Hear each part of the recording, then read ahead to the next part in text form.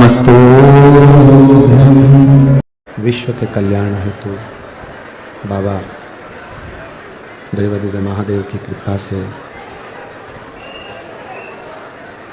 आप और हमको श्रवण करने का सौभाग्य प्राप्त हुआ है। बड़े भाग्यशाली हैं सभी श्रोता भाई बहन जो भगवान शिव की पुनीत पावन शिव महापुराण की कथा इसे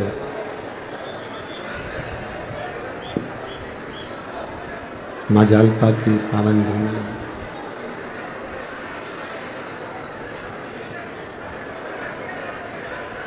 माँ नेवज के पावन तट पर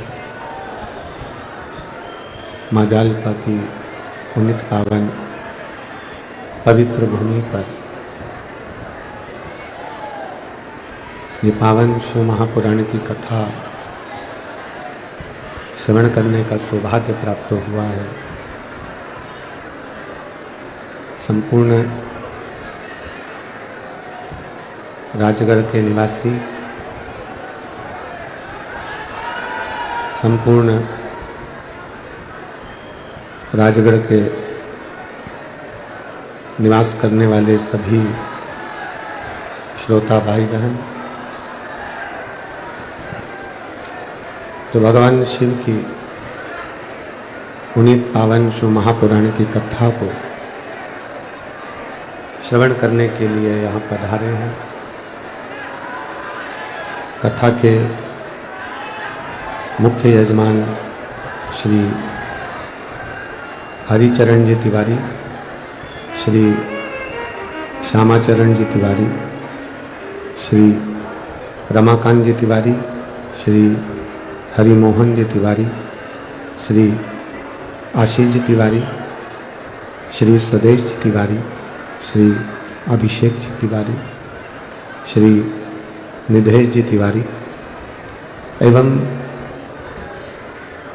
समस्त आशीष हरिचरण तिवारी परिवार और राजगढ़ के सभी श्रोता भाई बहन एक बार यजमान परिवार के लिए जोरदार ताली बजाकर स्वागत वंदन अभिनंदन। आज पुनीत पावन सावन के महीने में जो 5 दिवसीय शिव महापुराण की कथा इस पवित्र भूमि पर माँ जालपा भवानी के गोद में, माँ जालपा भवानी के पावन कृपा से राजगढ़ की इस पवित्र भूमि पर चल रही है। आज वो विराम लेने जा रही है।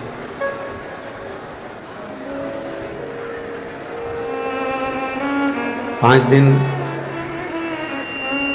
आप लोगों ने बड़े ध्यान से, बड़े भाव से, बड़े हृदय से शिव महापुराण की कथा को श्रवण किया। आज कथा का विराम दिवस है। जहां आप बैठकर कथा सुन सकते हैं वहां सुने और बाबा देवादिदेव महादेव से अपने हृदय की बात भगवान शिव से कहा। तेरी कृपा बिना न हिले एक भी अणु, लेते श्वास तेरी कृपा से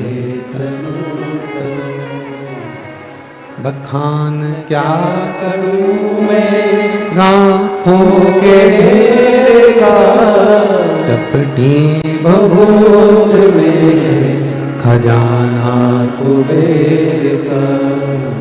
हे गंगाधार मोती द्वार ओमकार तू, भोले ओमकार तू, आयो शरण तिहारी शंभु तार तार। ये 4 दिन जो कथा के निकले हैं और आप लोगों ने जो संपूर्ण राजगढ़ के आसपास क्षेत्र के निवासियों ने जो 4 दिन कथा का रसतत्व जो ग्रहण किया, वो एक अपनी जिंदगी को सार्थक करने वाला।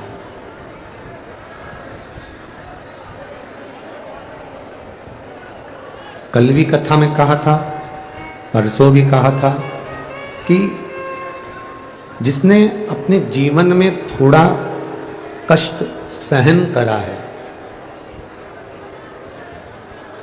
जो सहन करना जानता है,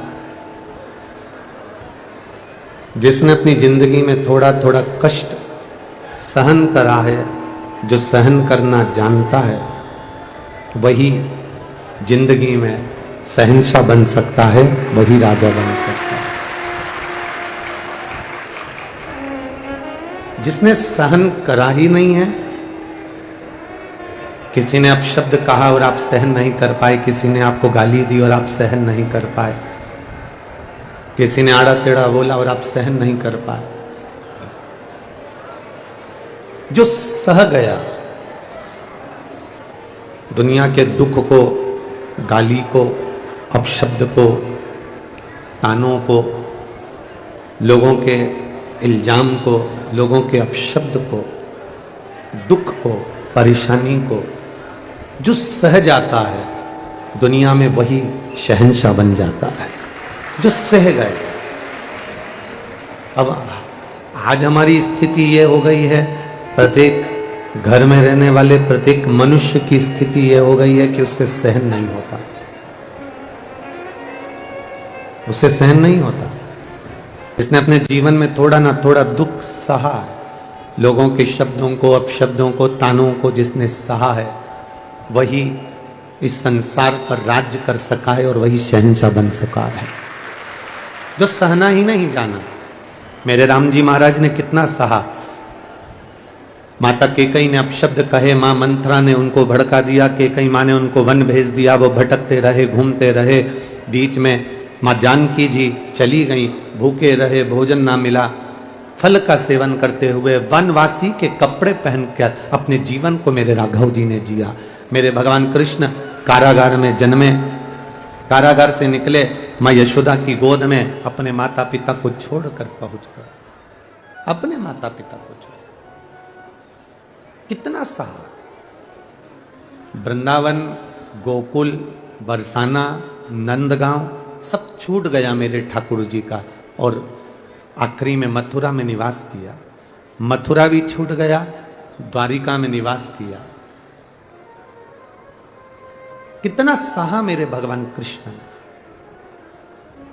राम जी ने सहा तो अयोध्या के राजा बनकर बैठ गए, भगवान कृष्ण ने सहा तो द्वारिका के राजा बनकर बैठ गए। आप जिस दिन सहना सीख जाओगे, उस दिन आप भी कहीं ना कहीं के राजा बनकर बैठ जाओगे, ये निश्चित है। एक बहू बात बात में कह देती है, मैं किसी की नहीं सुनूंगी, मैंने अभी तक किसी का नहीं सुना, मैं सह नहीं सकती, मैं नहीं सुनूंगी। बहू कहती है मैं किसी की नहीं सुनूंगी, सास कहती है मैं किसी की नहीं सुनूंगी, बेटा कहता है मैं किसी की नहीं सुनूंगा, बाप कहता है मैं किसी की नहीं सुनूंगा, पड़ोसी कहता है मैं किसी की नहीं सुनूंगा। तो सुनेगा कौन? सियोर वाला महाराज।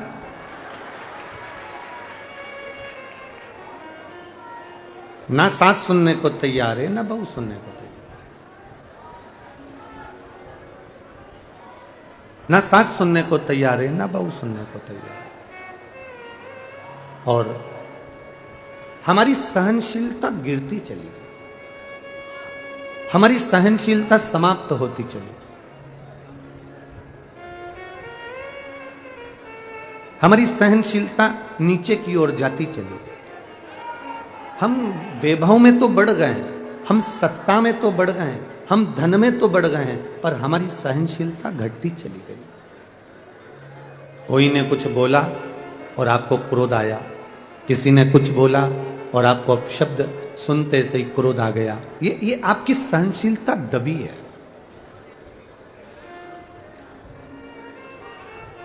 एक सरल सी बात आपके जीवन में उतारिएगा, एक सहज सी बात आपके भीतर रखिएगा। महाराज, मेरा निवेदन है सभी श्रोता भाई बहनों से, ये इतने सारे जो भक्त लाखों की संख्या में आए हैं, ये कथा सुनने के लिए आए हैं।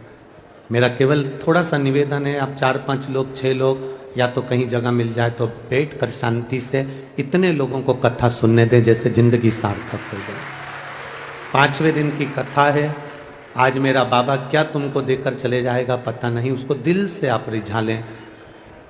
3 घंटे की कथा में आधा घंटा आशीष भैया ले लेते हैं, 2.5 घंटे की कथा हम बोल पाते हैं। अगर आप सुन लेंगे, स्वीकार कर लेंगे तो हम लुटा कर चले जाएंगे। बाद में आपकी मर्जी है, आप उसको स्वीकार करें ना करें। बस इतना निवेदन है कि हमको टाइम पास करना नहीं आता कि हम कथा में 2-4 भजन गा दें और टाइम पास कर दें, और 2-4 भजन गाकर थोड़ी बहुत टाइम पास कर 3 घंटे पूरे कर अपने घर चले जाएं। आप लोग इतनी दूर दूर से हजारों रुपए खर्च कर आते हो, आपकी इस झोली में मेरा भोलेनाथ कुछ देकर भेज दे, बस इतनी कामना हम बाबा से करते हैं। आप जितने शांति से कथा का आनंद लेंगे उतनी जिंदगी की सार्थकता है, उतना अपने जीवन की एक आनंदता। हमारी सहनशीलता घट रही है, हमारी सहनशीलता समाप्त हो रही है। हमें कोई अपशब्द कह देता है, हमें कोई ताना दे देता है, हमें कोई गाली दे देता है और हम क्रोध में आ जाते हैं।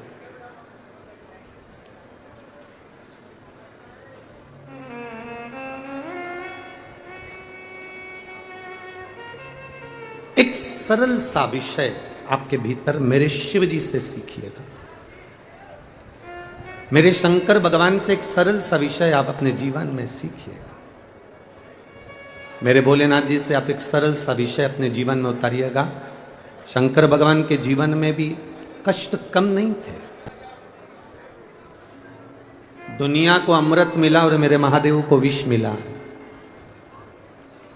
कोई कोई घर की बहू ऐसी होती है, कोई कोई घर का बेटा ऐसा होता है, कोई कोई घर की माताएं ऐसी होती हैं, कोई कोई घर के बुजुर्ग ऐसे होते हैं, कोई कोई घर के बहन बेटी, घर का बड़ा, घर का बुजुर्ग, घर का समाज का कोई ना कोई व्यक्ति ऐसा होता है जिसको सुनना पड़ता है, जिसको सहना पड़ता है। और जिस दिन आपने सहने की और सुनने की आदत डाल ली, उस दिन आपकी जिंदगी सार्थक हो गई, उस दिन आपका जीवन सार्थक हो गया। क्या महादेव जी के जीवन में दुख नहीं आया? शंकर भगवान के सम्मुख में विष का प्याला आया, पी गए। माता लक्ष्मी जी की माता जी मां ख्याति देवी, ख्याति देवी ने अपनी बेटी लक्ष्मी का विवाह शिवजी से करने का मन में ठाना। माता ख्याति देवी ने भगवान शंकर के साथ लक्ष्मी जी का विवाह करने का ठाना। तब जब विवाह करने का ठाना, तब देवादिदेव महादेव ने मना कर दिया कि मैं लक्ष्मी को अपने साथ नहीं रख सकता, क्योंकि लक्ष्मी नारायण के चरणों में ही अच्छी लगती है, इसलिए उनके पास है। मुझे लक्ष्मी नहीं चाहिए, लक्ष्मी नारायण के पास में रहे, ब्रह्माणी ब्रह्मा जी के पास में रहे, इंद्राणी इंद्र के पास में रहे, मुझे नहीं चाहिए ये।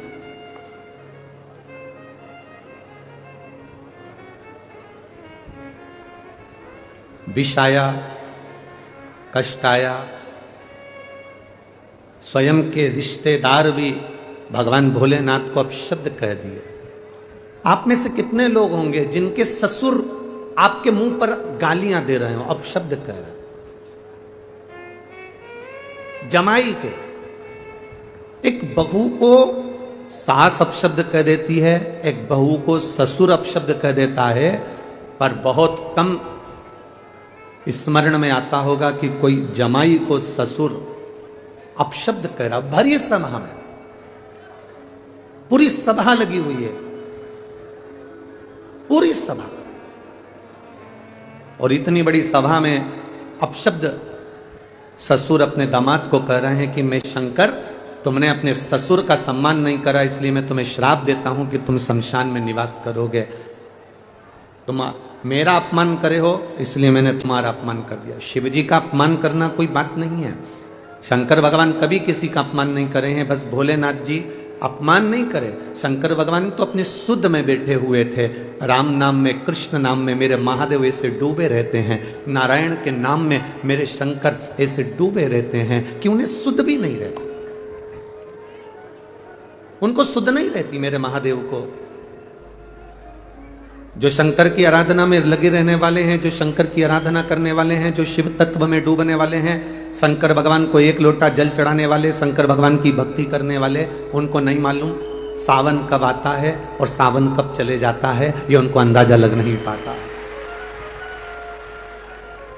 कब सावन आ गया, कब सावन चले गया, ये नहीं मालूम। आप में भी कई माताएं ऐसी बैठी हैं, आप में भी कई भाई, कई बेटे, कई बेटियां ऐसी बैठी हैं जिनको ये भी नहीं मालूम पड़ा कि अधिक मास कब आ गया, कब चले गया। सावन के बीच में कब अधिक मास 1 महीने का पूरा निकल गया, आपको मालूम ही नहीं पड़ पाया, क्योंकि आप शंकर की भक्ति में ऐसे रमे हुए थे, शिव जी की भक्ति में ऐसे रमे हुए थे कि सावन 2 महीने का हो गया तो भी सावन कब निकल गया पता नहीं पड़ पाया, और 5-6 दिन बचे वो भी निकल जाएंगे तो मालूम नहीं पड़ पाया। आपको जो भगवान की भक्ति में रमे हैं उन्हें मालूम नहीं पड़ता कि सावन कब आया और सावन कब चले गया, अधिक मास कब आया, अधिक मास कब चले गया। ये मालूम उसको पड़ता है जो भगवान की भक्ति में नहीं रमा। दुख किसको मालूम पड़ता है, कष्ट किसको मालूम पड़ता है, जो उसको महसूस कर रहा है। जो लोग कहते हैं ना मैं बड़ा दुखी हूं महाराज जी, बहुत कष्ट है मेरी जिंदगी में, बहुत तकलीफ है मेरी जिंदगी में, मैं बड़ा दुखी हूं महाराज जी, गुरुजी मैं बड़ा दुखी हूं, मैं बड़ा दुखी हूं, मैं बड़ा कष्ट में हूं, मुझे बड़ा दुख है। जो बार बार कहते हैं कि मेरी जिंदगी में बड़ा दुख है, मेरी जिंदगी में बड़ा कष्ट है, मेरी जिंदगी में बड़ा तकलीफ है। एक पत्र आया है, एक बहन ने लिखा है,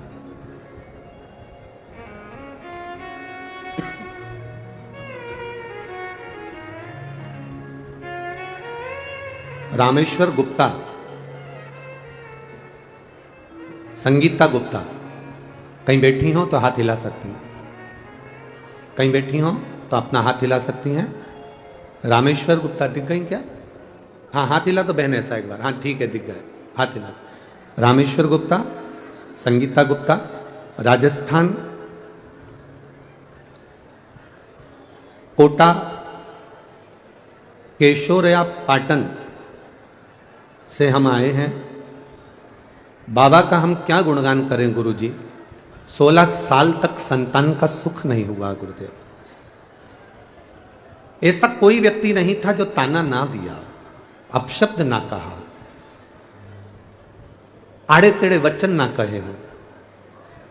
बांझ जैसे संबोधन से भी हमको संबोधित कर देते थे लोग गुरुदेव। सारे डॉक्टरों को, राजस्थान के, मध्य प्रदेश के सब डॉक्टरों को दिखाया पर आराम नहीं लगा। तब बाबा की कृपा का हम क्या वर्णन करें गुरुदेव। आपकी कथा श्रवण करी और बाबा की कृपा से, बाबा की दया से आपने जो सफेद आंकड़े की जड़ का प्रयोग बताया था और पशुपति व्रत बताया था, वो हमने कथा के अंतर्गत पंडाल में बैठकर सुनकर, कथा में तो हम रोज नहीं जा पाए पर हम एक दिन की कथा में केवल आखिरी दिन गए और हमने आखिरी दिन, आप कहते हो ना बाबा से जो मांगो बाबा वो देता है गुरुदेव, हमने पंडाल में बैठकर बाबा से केवल संतान मांगी और मेरे बाबा ने 16 साल के बाद मुझे संतान दी। इसलिए मैं बाबा को यहाँ प्रणाम करने के लिए आए हैं। ये शिव तत्व ओघड़ी है। बैठिए बहन, बहुत बहुत साधुवाद। हर हर ये ओघड़ी है शंकर।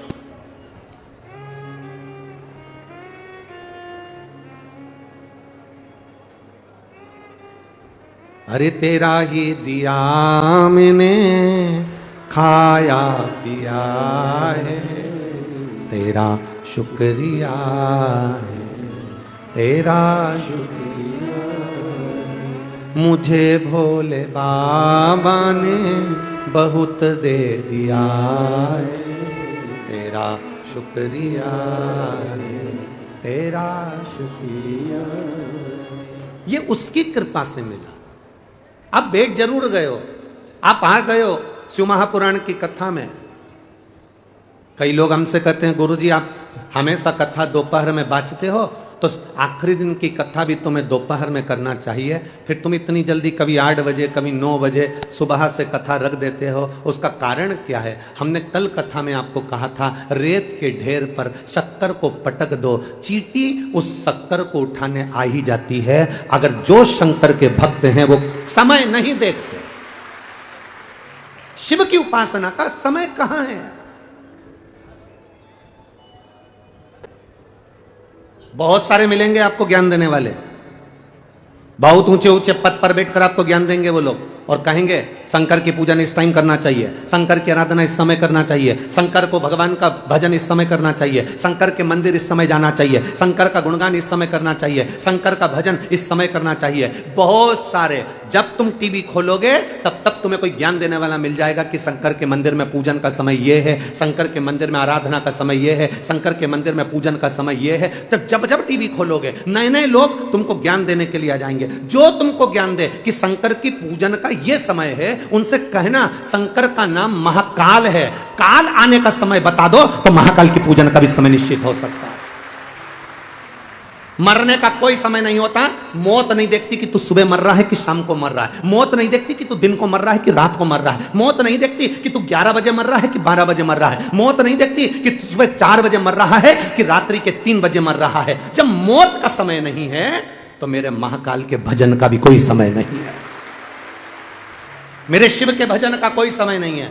बहुत सारे ज्ञान देने वाले बहुत सारे आपको मिलेंगे जो दिन भर बैठकर बस यही बात करते रहेंगे, इतनी बजे मंदिर जाना चाहिए, इतनी बजे पूजन करना चाहिए, इतनी बजे आराधना करना चाहिए, इतनी बजे जल चढ़ाना चाहिए। सियोर वाले महाराज ने तो हर कभी लोगों को मंदिर भेज दिया। जो कह दे कि मौत का समय होता है तो हम भी कह देंगे कि मंदिर जाने का समय होता है। जब दिल करे तब महादेव का भजन करिए।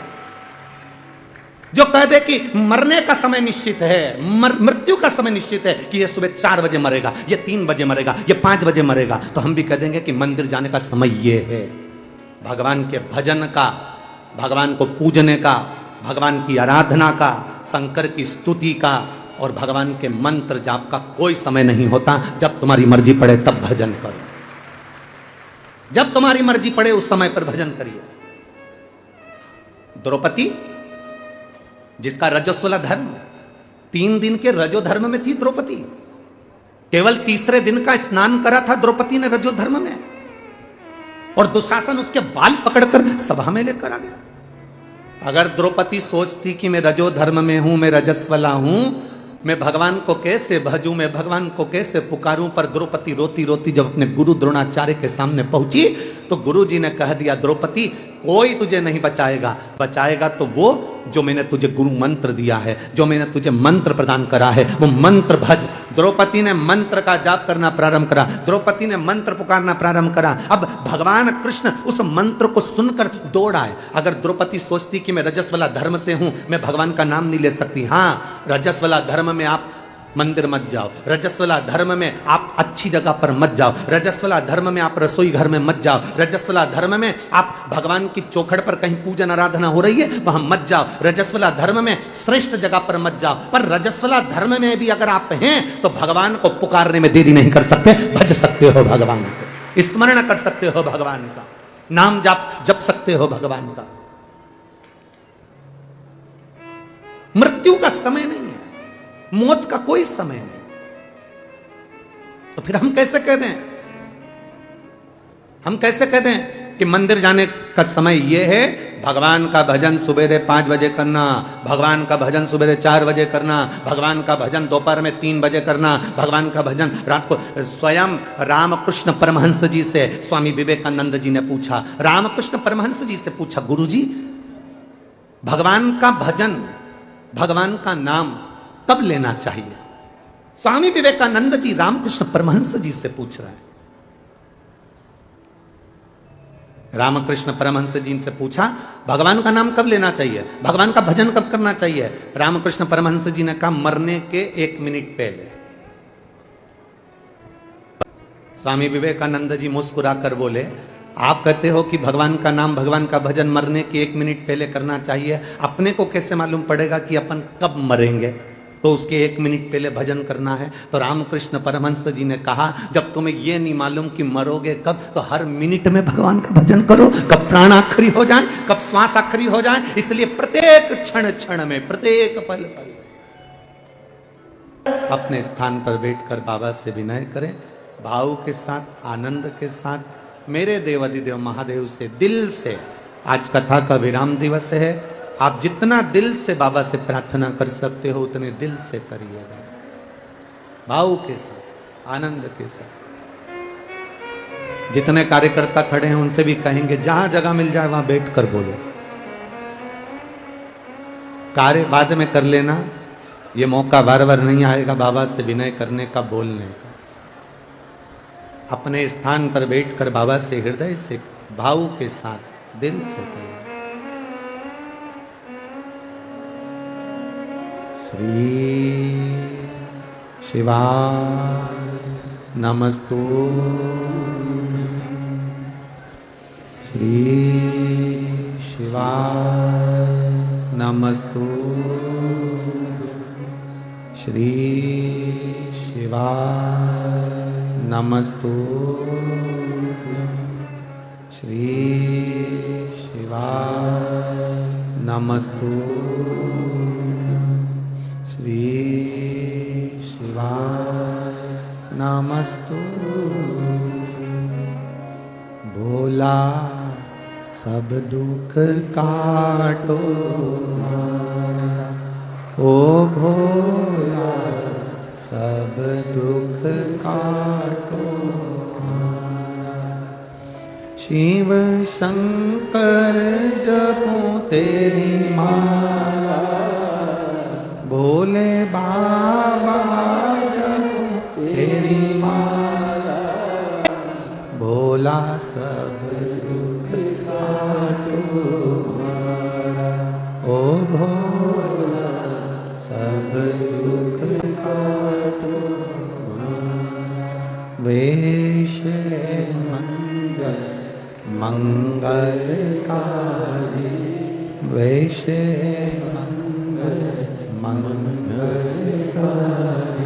शमशान वासी हमारा, शमशान वासी हमारा, ओ भोला सब दुख काटो मारा, ओ भोला सब दुख काटो मारा। कोई तुमसे कहे कि इतनी बजे भगवान को भजना चाहिए, कोई तुमसे कहे कि इतनी बजे मंदिर जाना चाहिए, कोई तुमसे कहे इतनी बजे भगवान की भक्ति करना चाहिए, भजन करने का कोई समय नहीं, भगवान की भक्ति का कोई समय नहीं है। दुख, तकलीफ, कष्ट, बीमारी, रोग या कोई तकलीफ हमारे पास आती है तो समय देखकर नहीं आती, तो भगवान भी हमारे पास आए तो समय देखकर नहीं आए, जब दुख हो तब मेरा महादेव हमारे पास आए।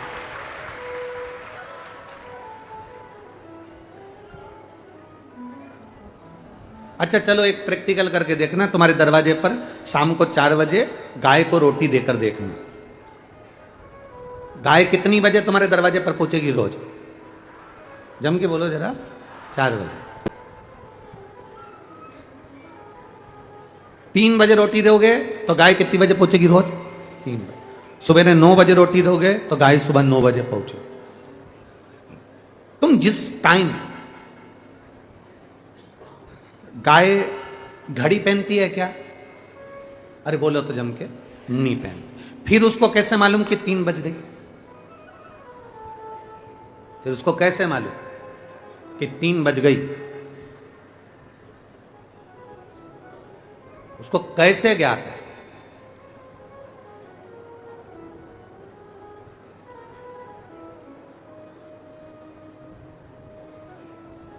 शिव महापुराण की कथा कहती है 33 कोटि देवी देवता गौ माता के शरीर में निवास करते हैं और वो प्रेरणा देते हैं। 33 कोटि देव। मैं राजगढ़ की राधा रानी गौशाला के लिए धन्यवाद देता हूं, जो विकलांग गायों को और सहजने में लगे हैं, उनको संभालने में लगे। बहुत बहुत साधुवाद है राधा रानी गौशाला राजगढ़ क्षेत्र को, बहुत सारा। अब तुमने 3 बजे गाय को रोटी दी तो रोज 3 बजे गाय तुम्हारे यहाँ आएगी। तुमने 4 बजे रोटी दी तो गाय रोज 4 बजे आएगी। 5 बजे रोटी दी तो 5 बजे आएगी। अब तुम अंदाजा लगा कर बैठना, तुम सवेरे केवल एक बार सवेरे 9 बजे भगवान का भजन करते हो तो भोलेनाथ भी कह देगा जब ठीक 9 बजे तेरे को तकलीफ आएगी तब मैं भी आऊंगा, 9 बजे ही आऊंगा।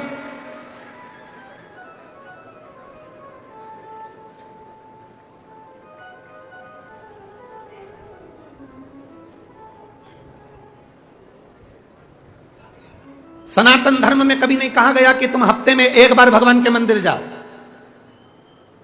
सनातन धर्म में कभी नहीं कहा गया कि तुम हफ्ते में एक बार भगवान के पास पहुंचो। हमारे सनातन धर्म में नहीं लिखा कि हफ्ते में एक बार आना। हमारे सनातन धर्म में तो लिखा है जब तेरा दिल कर जाए अपने बाप से मिलने पहुंच जाना, पिता से मिलने के लिए आना।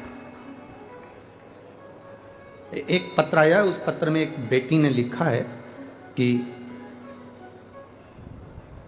मैं पूजा पारेता, पति श्री शिवराज पारेता, निवासी रंगबाड़ी, वार्ड क्रमांक 8, कोटा राजस्थान की निवासी हूं। कहीं बैठी हो तो हाथ हिला सकती है। अगर कहीं बैठी हो दिख कहीं क्या? हाँ, हाथ हिला दो बहन, ठीक है, दोनों हाथ हिला दो। वार्ड क्रमांक 8, कोटा राजस्थान की निवासी हूं। मैं शिव महिमा का क्या वर्णन करूं गुरुदेव। मेरे गर्भ से 2 बेटियों ने जन्म लिया था। गर्भ में बच्चों को पीलिया होने के कारणवश गर्भ के अंदर ही दोनों बेटियों की तकलीफ हुई, जन्म हुआ। एक बेटी स्वस्थ हुई और एक बेटी, जो जुड़वा बच्चे थे उसमें एक बेटी स्वस्थ हुई, एक बेटी उसमें शरीर से विकलांग हुई, पांव से चल नहीं सकती थी, माइंड खराब था, मुंह से बोल नहीं सकती थी। ये बात है गुरुजी 2016 की। समय आया 2019 में मेरी जो स्वस्थ बेटी थी, जो चलती थी, फिरती थी, बात करती थी, अच्छी रहती थी, सब काम कर लेती थी, वो बेटी अचानक उसको तकलीफ हुई और मेरी वो स्वस्थ बेटी मर गई। अब बच्ची मेरी एक बेटी जो माइंड से विकलांग, पाँव से जिंदगी भर चल नहीं सकती, डॉक्टर के हिसाब से वो पलंग पर पड़ी रहती थी। जिसका शरीर काम नहीं करता था, माइंड काम नहीं करता था, डॉक्टर के हिसाब से वो विक्षिप्त थी। डॉक्टर को दिखाया तो उन्होंने कहा इसका कितना भी इलाज करा लो ये चल नहीं पाएगी और ना कभी बैठ पाएगी और ना कभी माइंड से कोई काम कर पाएगी, ना कभी बोल पाएगी। मैं बाबा का क्या गुणगान करूं गुरुदेव। 2021 से आपकी कथा सुन रही हूं, मन करा कि भगवान ने एक बेटी छीन ली और एक दी है तो क्यों ना इतने पत्र महाराज पढ़ते हैं तो बाबा से एक बार मैं भी प्रार्थना करूं। हम कुबेरेश्वर धाम गए, वहां जाके प्रणाम करा, एक रुद्राक्ष लाए, उस बेटी के गले में डाल दिया, एक रुद्राक्ष पानी में डालकर उसको पिलाना चालू करा। मैं कुबेर भंडारी का वर्णन क्या करूं गुरुदेव। बाबा की ऐसी कृपा हो गई, आज मेरी बेटी अपने पांव से चलने लगी और उसका माइंड काम करने लगा। हम उस बेटी को भी साथ में लेकर आए। आइए बेटी साथ में, बाबू आइए, तो खड़ा कर दीजिए उसको थोड़ा सा। हाँ ठीक है, हाथ हिला दो एक बार। हर हर महादेव। बाबा की कृपा का हम क्या गुणगान कर। बैठिए बाबू, बैठिए। श्री शिवाय नमस्ते। शिव तत्व इसी को कहते हैं। जहां सारे डॉक्टर फेल हो जाते हैं तब एक डॉक्टर ऊपर भी बैठा है। एक बैठा है ऑपरेशन करते समय, अंतिम श्वास के समय पर अच्छे से अच्छे हॉस्पिटल के डॉक्टर भी कह देते हैं हमने अपना काम पूरा कर दिया, अब उसके हाथ में है। मतलब डॉक्टर को भी मालूम है कि एक डॉक्टर और है जो कर सकता है।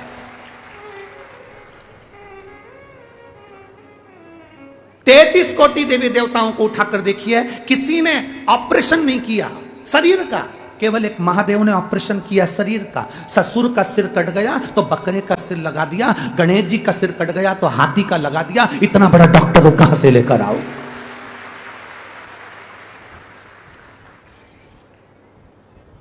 हमारे यहाँ हड्डी जोड़ देते हैं, हमारे यहाँ प्लास्टिक के उसमें लोहे की राड डाल देते हैं। पर जरा विचार करो, वो डॉक्टर कितना प्रबल होगा जिसको महामृत्युंजय कहते हैं, जो धड़ पर हाथी का मुख रख सकता है, जो धड़ पर बकरे का मुख रख सकता है, वो डॉक्टर कितना प्रबल होगा। सहज इसलिए हमारे यहां हॉस्पिटल में रहने वाले डॉक्टर को भी शिव कहा जाता है और शंकर को भी डॉक्टर कहा जाता है। जितने हॉस्पिटल में डॉक्टर हैं जो जनमानस की सेवा में लगे हैं, कोरोना महामारी में, कोरोना के अंतर्गत सब अपने अपने घर में भरे पड़े हुए थे, पर डॉक्टर, नर्स, स्वीपर, जिनको लोग सरल भाषा में कह देते हैं ये समाज के हैं, ये समाज के हैं, अच्छी अच्छी समाज के लोग जब बाहर निकल कर नहीं आए, तब वो पोछा लगाने वाला शव को उठाकर लेकर अंतिम संस्कार कर रहा था। वो पोछा लगाने वाला अंतिम संस्कार कर रहा था, उसको कोरोना नहीं लग रहा था। वो आगे बढ़कर एक बेटा जो फर्ज अदा करता है, लोग कहते हैं ये छोटी समाज के, ये ऊंची समाज के, ये समाज के, वो समाज के, जो छोटा है उसने कितनों का अंतिम संस्कार कर दिया, कोई नहीं आया, अच्छे अच्छे घर में पड़े रहे और वो आगे निकलकर अंतिम संस्कार करते रहे। हम बटे हुए हैं, या हम कहते हैं ये ब्राह्मण है, ये क्षत्रिय, ये वैश्य है, ये शूद्र है, बांट हम रहे, बट हम रहे। ये राजनीति के चक्कर में सारे भारत की भूमि के सारी समाजों को अलग अलग बांट दिया गया है, पर मेरा शंकर सबको एक जानता है। इसलिए मेरे शिव जी के ऊपर जो पानी गिरता है तो एक एक बूंद गिरता है कि आप सब एक हो, अलग अलग नहीं। दुख आया, कोई नहीं आया, तब वो झाड़ू लगाने वाला, पोछा लगाने वाला, वो कंपाउंडर, वो लगा रहा, पोछा वाला, झाड़ू वाला, वो गोली दवाई देता रहा, और परिवार वाले केवल फोन पे सूचना लेते रहे, पिताजी की तबीयत कैसी है, माताजी की तबीयत कैसी है, सब घर में पट्टा बांध बांध के पड़े रहे, और वो आगे रहकर तुम्हारे घर के लोगों को दवाई दे रहे थे। उनका एहसान कभी जिंदगी में नहीं भूल पाओगे तुम, कभी जिंदगी में नहीं भूल पाओगे तुम।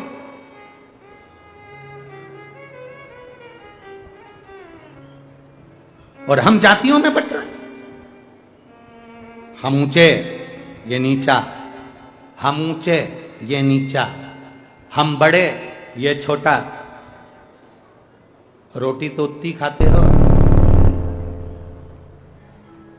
हम बड़े ये छोटा, हम ऊंचे ये नीचा। रोटी तो उतनी खा रहे हो, शरीर में तुम्हारे को जब खून की जरूरत पड़ती है तब लिखकर भेजना कि मैं ब्राह्मण हूं, तो ब्राह्मण का ही खून चढ़ाना रे। मैं क्षत्रिय हूं तो क्षत्रिय का खून चढ़ाना रे।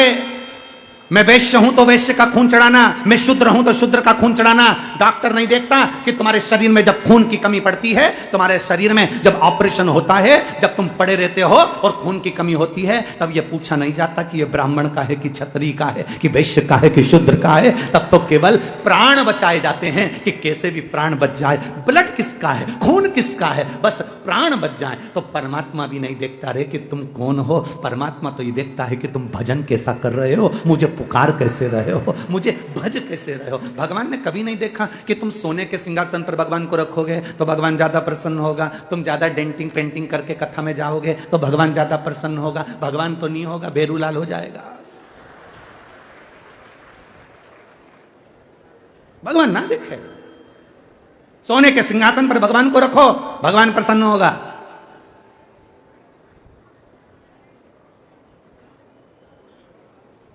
रोज 56 भोग खाने को दो, भगवान प्रसन्न होगा। ना ना ना, कभी भगवान से पूछना आप 56 भोग से प्रसन्न होते हो, तो भगवान भी कह देगा अगर 56 भोग से प्रसन्न होता तो द्रौपदी के घर में आधा चावल का दाना झूठा खाने नहीं जाता, विदुरानी के घर पर छिलके खाने नहीं जाता। मैं तो छिलके भी खा लेता हूं, छिलके विदुरानी के घर। और विदुर नहीं थे घर विदुरायन, विदुर जी नहीं, घर में विदुरायन। और विदुरायन से विदुर जी ने कहा था जब भगवान आएंगे ना अपने घर जरूर आएंगे। विदुरायन ने कहा कहाँ हस्तिनापुर का राज्य, कहाँ अपना झोपड़ा। विदुर जी ने कहा भगवान झोपड़ा नहीं देखते, भगवान महल नहीं देखते, आएंगे जरूर। तो विदुरायन ने कहा अपने पास तो बैठने के लिए अच्छा सा पलंग भी नहीं है, खटिया भी नहीं है। पलंग तो अब चल गए, उस समय तो खटिया चलती थी। खटिया जानते हो ना, ये निबाड़ की नहीं, रस्सी वाली खटिया। तो पहले तो खटिया चलते थे, तो कहा कि अपने यहाँ तो खटिया भी सही नहीं है। एक खटिया है जिसकी रस्सी को चूहे ने कतर दिया, ऊंदरा ने 14 जगह से।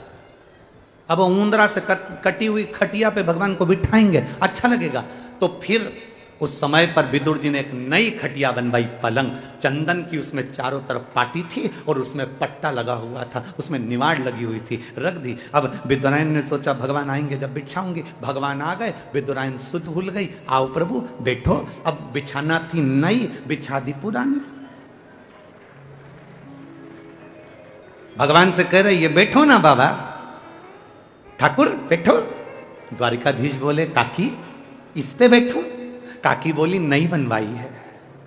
भगवान बोले नई ऐसी है तो पुरानी कैसी होगी? जिस खटिया की अंदर की रस्सी को ऊंदरा ने, चूहे ने 14 जगह से कतर दिया और रस्सी नीचे ऐसी लटक रही जैसे बंदरवाल नीचे लटक रही, और विदुरानी कर रही नई बनवाई है। भगवान मन में सोचे नई ऐसी है तो पुरानी कैसी होगी? विदुरानी फिर बोली बैठो बैठो। भगवान उस लकड़ी की पाटी पर बैठ गए। भगवान को मालूम है अंदर जाऊंगा तो फिर बाहर नहीं आ पाऊंगा, निश्चित है, तो पाटी पर बैठे। विदुरानी बोली हमने नई बनवाई और तुम तो ऐसी छुआछूत कर रहे हो, अच्छा लग रहा है, खस को अंदर। अब द्वारिकाधीश सोच रहे तू तो खुद खसकी हुई है और मुझे खसका रही है। अब भगवान सोचे कि मैं बोलूं तो बोलूं। इतने में विदुरानी बोली अभी रुको, मैं तुम्हारे लिए खाने का सामान लाती हूँ। भगवान बोले रहने दे, मेरा तो पेट भर रहा है। बिठाए ऐसी रही है तो खिलाएगी क्या? और डांट अलग रही है। वो केले लेकर आ गई और आते से बोली अभी तक नहीं खसका। खसक जो भगवान अंदर खसके बस भगवान पड़े। विदुरानी ने पूछा कैसा लग रहा है? भगवान कहे ऐसा लग रहा है जैसे 100 किलो कपास के गद्दे पे पड़ा, ऐसा लग। विदुरानी बोली अब मैं तुम्हारे लिए खाने का केला लाई हूं। इतने में भगवान ने सोचा चलो इतनी अकल तो है इसमें कि केला लाई, नहीं तो भाटा उठा लाती, इसका क्या ठिकाना। केला लाई और केला छील के भगवान को देने के लिए तैयारी कर रही है। और फिर केले के अंदर की जो गिरी थी उसको नीचे पटक दी, छिलका निकाल कर भगवान को दे दिया। लो, भगवान ने पूछा ये क्या है? विदुरानी बोली ये केला है। भगवान बोले वो नीचे पटका क्या है? तो कि वो छिलका है। भगवान बोले तुम्हारे यहां उल्टा खाते हैं? विदुरानी बोली तो तुम्हारे यहां उनसे खाते हैं, खाओ जल्दी केला। पटकती जाए, छिलका छिलका भगवान को देती जाए। भगवान ने विदुरानी से पूछा सारा केला हमको खिला दोगी तो फिर तुम क्या खाओगी? विदुरानी बोली जो नीचे पड़ा है वो हम दोनों खा ले, जो नीचे पड़ा। अरे भगवान कृपा। दुर्योधन के मेवा त्यागे और साग भी दूर घर खाई, सबसे ऊंची प्रेम सगा। ये प्रेम है हमारा। भगवान नहीं देखता कि तुम्हारा झोपड़ा है, घर है, तुम ब्राह्मण हो, क्षत्रिय हो, वैश्य हो, शूद्र हो, भगवान नहीं देखता। भगवान ये देखता है कि तेरे मुख से भजन कितना हुआ, राम नाम, कृष्ण नाम, शिव नाम तूने जपा कितना है। और जात न पूछिए साधु की, पूछ लीजिए ज्ञान। मूल करो तलवार का, पड़ी रहन दो।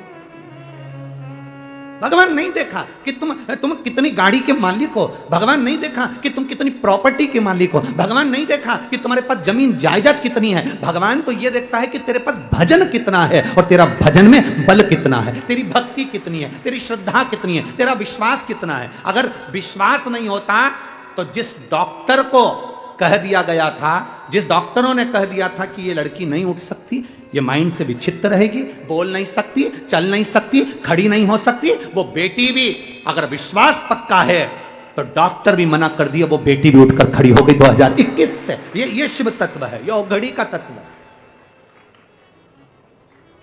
दुनिया के लोग भले कहें कुबेरेश्वर धाम में क्या है, हम कहते हैं कुछ नहीं, वहां तो कंकर और शंकर है। बस दिल से जाकर झोली पसार कर उससे निवेदन कर कर आओगे, वो देकर ही भेजता है। सहज नहीं शिव, सरलता नहीं।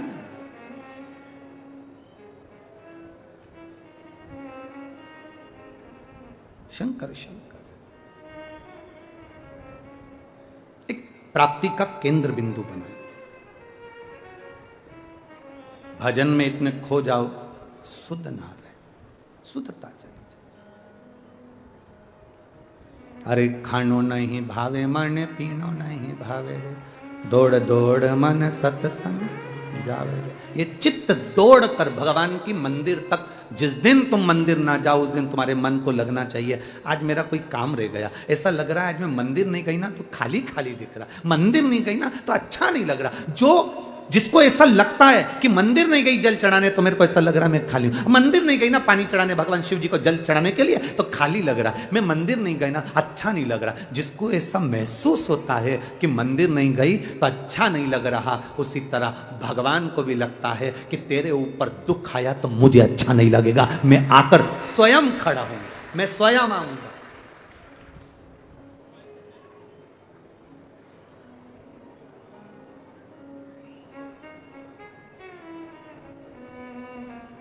भगवान से प्रार्थना करते रहना, भगवान आखिरी श्वास तक मेरे शरीर को ऐसा बनाकर रखना कि मैं अपने कपड़े की बटन खुद लगा लूं, अपने वस्त्र स्वयं पहन लूं, अपना भोजन स्वयं कर लूं और तेरे दरवाजे पर चलकर मैं अपने पांव से आती रहूं मरते दम तक। ऐसा आखिरी श्वास तक, अंतिम श्वास तक तो मुझे ऐसा बनाकर रख।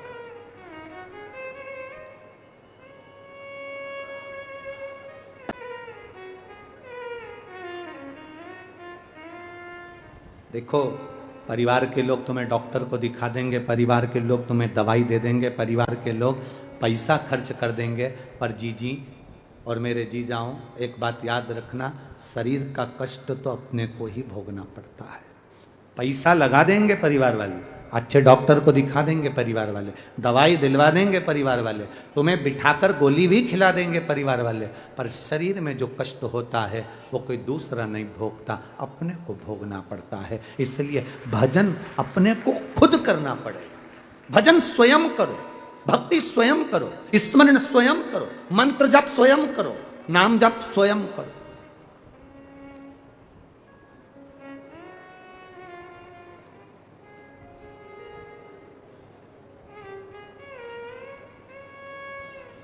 जिसका चित्त भगवान की अविरल भक्ति में लग जाता है, जरूरी नहीं होता कि वो सुबह हो, दोपहर हो, शाम हो, तभी भगवान को याद करेगा। दुकान पर बैठा है, दुकान नहीं चल रही, ग्राहक भी नहीं आया, आंख में आंसू भर रहे हैं, आज दिन भर कैसे गुजारा चलेगा, परिवार की कैसे पूर्ति होगी।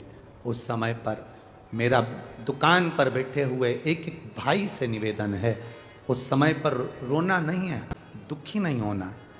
उस समय पर गादी पर बैठकर श्री शिवाय नमस्तुभ्यम, हम तो आप लोगों से कहते रहे हैं और आज फिर कह रहे हैं।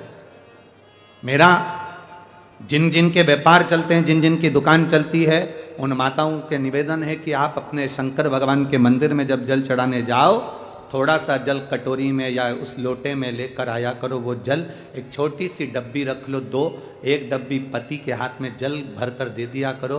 दुकान पर जब प्रवेश करो ना तो थोड़ा सा जल छीट देना, मेरा बाबा स्वयं आएगा, कार्य कर दो। वो डब्बी अगर पति लाने में भूल गया तो 2-3 डब्बी रख लो, इतनी इतनी सी। लोग तो संक्रांति पे तो बांटते ही हैं इतनी इतनी सी डब्बियाँ, तो वो डब्बी अपने कब काम आएगी? वो तीसरी डब्बी किसी काम की तो रहती नहीं, उसको जल भरने के लिए रख लो। पति को बैग में पन्नी में बांध के दे दी, ये झोला ले जा रहे हो तुम, कागज ले जाते हो, मोबाइल ले जाते हो, सामान ले जाते हो, दुकान का सारा सामान ले जाते हो, तो ये डब्बी में जल भी ले जाओ। अंदर जब जाओ भूल भी जाओ तो कोई बात नहीं, डब्बी में जल अगर दुकान के अंदर भी चले गया तो तुम्हारा कल्याण निश्चितता है, वो चलाएगा। वो देख ले, मेरा शिव तुम्हारे साथ है। एक माता ने एक पत्र में एक प्रश्न लिखा, गुरुजी क्या महिला माताएं रुद्राक्ष पहन सकती हैं? तो हमें तो वो महाराज पकड़ के लाओ जिसने मना कराओ तुमको। जो तुमको मना कर रहा है कि रुद्राक्ष मत पहनो, बच्चे, बूढ़े, जवान, नारी, पुरुष, सब भगवान शंकर का रुद्राक्ष अगर आपके पास में है, कुबेरेश्वर धाम का रुद्राक्ष है, आपके पास में रुद्राक्ष है, उसको लाल धागे में अपने गले में धारण करो। महाराज शास्त्र कहता है अगर गले में वो एक अपन भगवान को भोग लगाते हैं तो भोजन की थाली में क्या डालते हैं? जम के बोलो, तुलसी। तुलसी क्यों डालते हैं? भगवान उसको स्वीकार करता है। बिना तुलसी के तो भगवान भोजन भी नहीं करता, भोजन भी ग्रहण नहीं करता। तो गले में तुलसी की माला हो, रुद्राक्ष की माला हो, तो समझ लेना कि शंकर भगवान स्वीकार कर रहे हैं इस शरीर को, इस शरीर को। क्या मिलेगा रुद्राक्ष पहनने से? क्या प्राप्त होगा रुद्राक्ष पहनने से? जो पहनते हैं उनको मालूम होगा क्या मिलेगा। मिलने की तो जाने दो। अंत समय प्रभु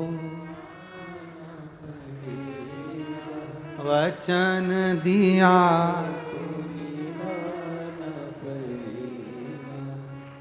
सरकार को कैसे मालूम?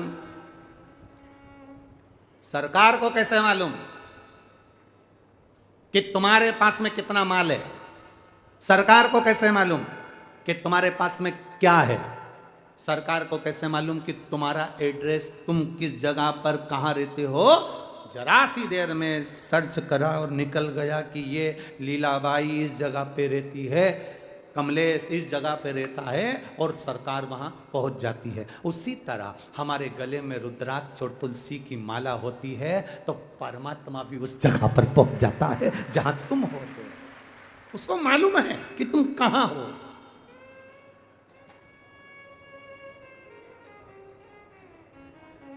उसको मालूम है।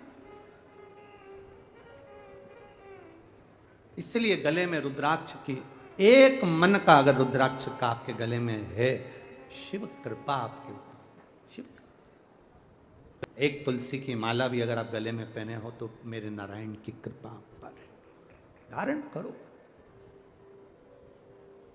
और मुख में हो राम नाम, राम सेवा हाथ में, तू अकेला नहीं प्यारे राम तेरे साथ में। जिंदगी की बागडोर हाथ दीना नाथ के, वो महलों में रखे चाहे झोपड़ी का वास दे। ये हमारे ऊपर निर्भर करता है, हम कितना भजन करें, हम कितना स्मरण करें, हम कितनी भक्ति को धारण करें। शिव महापुराण की कथा कहती है भगवान देवादिदेव महादेव ने मां पार्वती को काशी की भूमि पर, अभी जहां जिस काशी की भूमि पर जीव मुक्त हो जाता है, ऐसी अभिमुक्त भूमि पर भगवान शंकर ने मां पार्वती को भ्रमण कराया काशी की रज को। काशी की रज को भ्रमण करा रहे मां।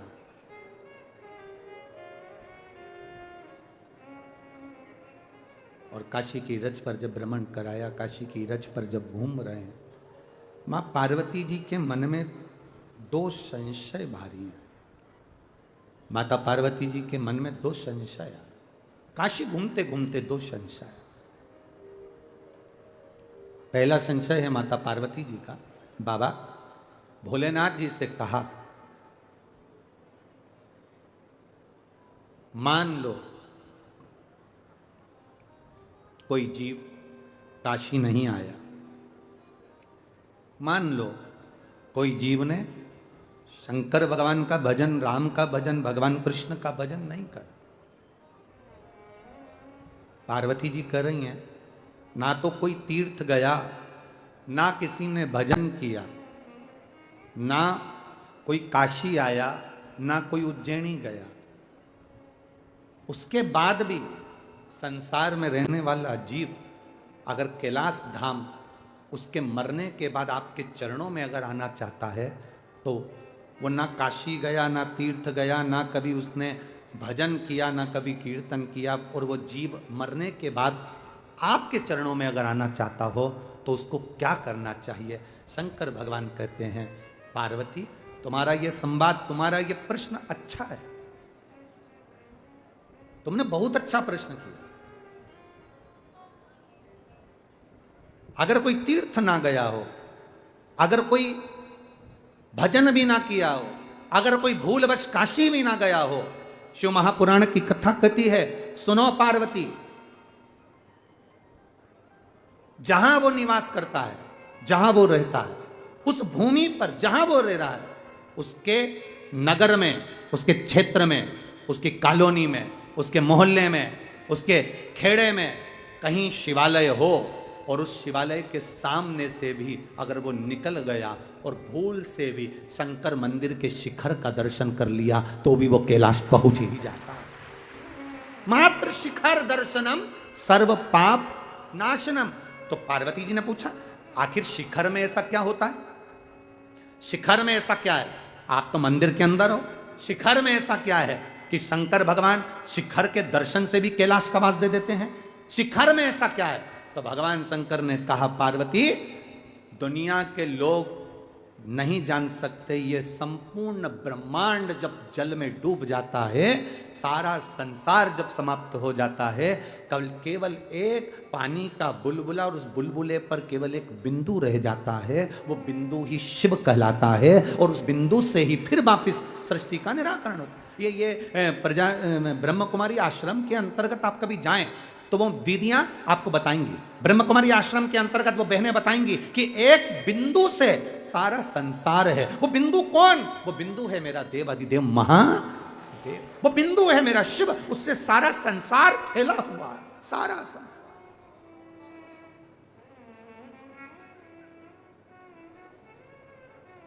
जिस मंदिर पर शिखर नहीं होता, जिस मंदिर, शिखर से मतलब जानते हो ना आप? बोलो बोलो जम के। शिखर का मतलब होता है वो एक पीतल का, तांबे का एक ऊपर कलश चढ़ा होता है, देखा है आप लोगों ने? बोलो जम के बोलो।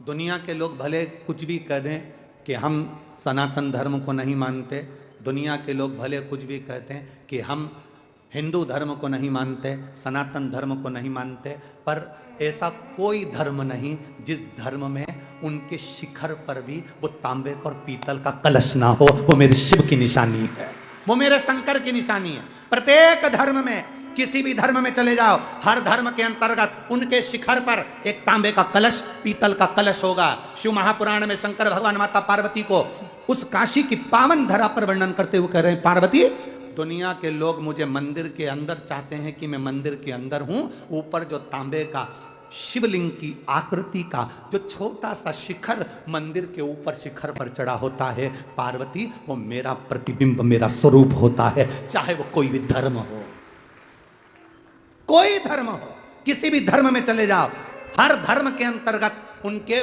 ऊपर पीतल का, तांबे का कलश मिलेगा, वो कलश मेरा शिव है। अब तुम दुनिया का अस्तित्व मिटा दो, कलश को कैसे मिटाओगे? हम नहीं मानते सनातन धर्म को, हम नहीं मानते हिंदू धर्म को, हम नहीं मानते इसको, मत मानो। काका जी तो ऊपर चढ़े हैं, तुम्हारे मानने और ना मानने से क्या बैठा वजूद है, वो विराजमान है, वो है, तो ही तो हम आनंद कर रहे हैं।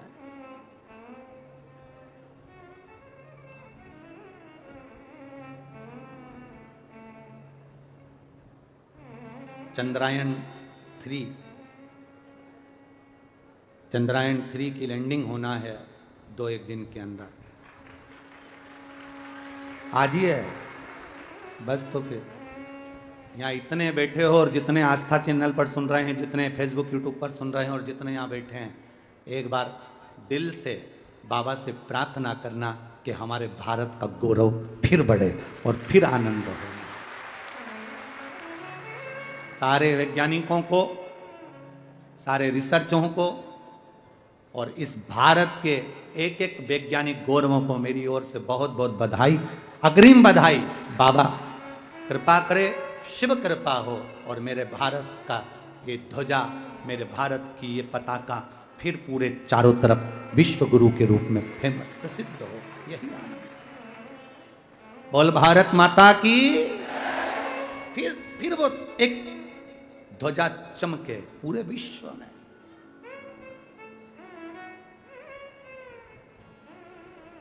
और चंदन है इस देश की माटी, तपोभूमि हर ग्राम है, हर बाला देवी की प्रतिमा बच्चा बच्चा राम है। जिसके सैनिक समर भूमि पर गाया करते गीता है, उसी माटी के हल्के नीचे खेली करती सीता है। ये सहज नहीं, भारत की धरा, ये मेरे भारत की भूमि, जिसके कंकड़ कंकड़ में शंकर है, जिसके कण कण में देवता समाहित हैं। जरा विचार करिएगा, अमेरिका में कोई मरता है तो उसको डेट कहते हैं, एक्सपायर। क्या बोलते हैं? जम के बोलो, जम के जरा, एक्सपायर। और भारत में अगर कहीं का बेवड़ा भी मरता है तो भी कहते हैं स्वर्गवासी। बोलो सही है कि गलत है? क्यों? वो तो बेवड़ा था, गाली देता था, गंदा था, मर गया तो स्वर्गवासी लिखना ही नहीं था, फिर भी लोगों ने स्वर्गवासी लिखा। कारण केवल इतना सा है, अगर वो कहीं दूसरे देश में मरता तो एक्सपायर लिखते, डेड बॉडी लिखते, पर यहां तो स्वर्गवासी इसलिए लिखते हैं क्योंकि भारत मां की गोद में मरा है, जहां राम कृष्ण प्रकट है। ये भारत की भूमि है, सभ्यता संस्कृति की जननी है। या मरने वाला स्वर्ग जाता है, इसलिए बाहर के विदेशी भी भारत की भूमि पर आकर राम नाम कृष्ण नाम का जप करते हैं, क्योंकि यहां राम मिलेगा, कृष्ण मिलेगा, शिव मिलेगा, इसी भूमि पर मिलेगा, प्राप्त हो।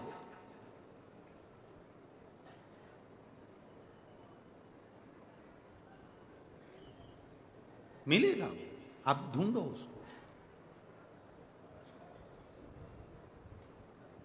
कई बार हमसे कहते हैं लोग, आपने कभी शंकर जी को देखा है?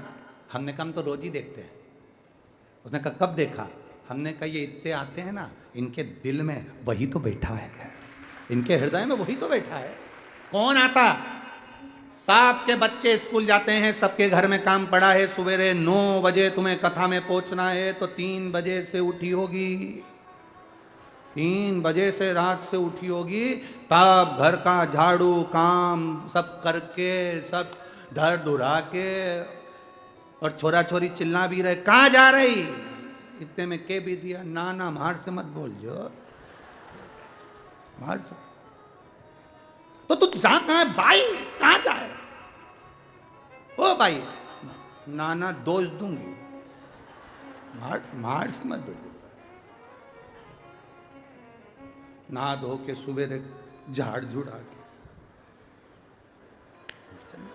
कर कुड़ा के आंखें से धर के पेंसिल से लाइन खींच के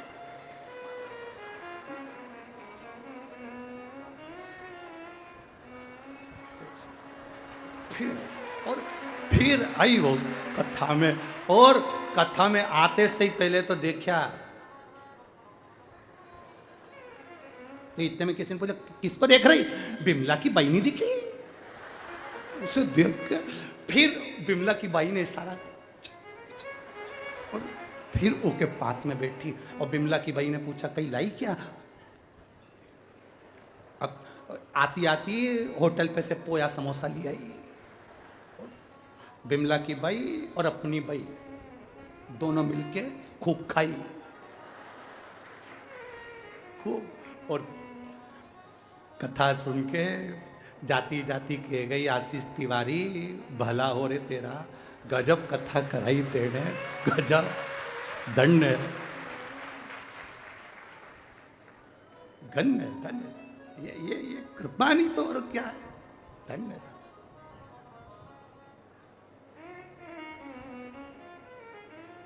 कहाँ गया आशीष तिवारी? कहाँ? बुलाओ जरा उसको, बुलाओ।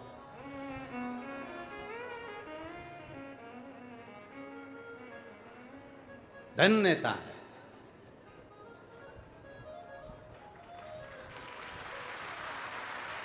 हे आशीष, ये सब बोल रहे हैं, एक कथा से काम नहीं चलेगा।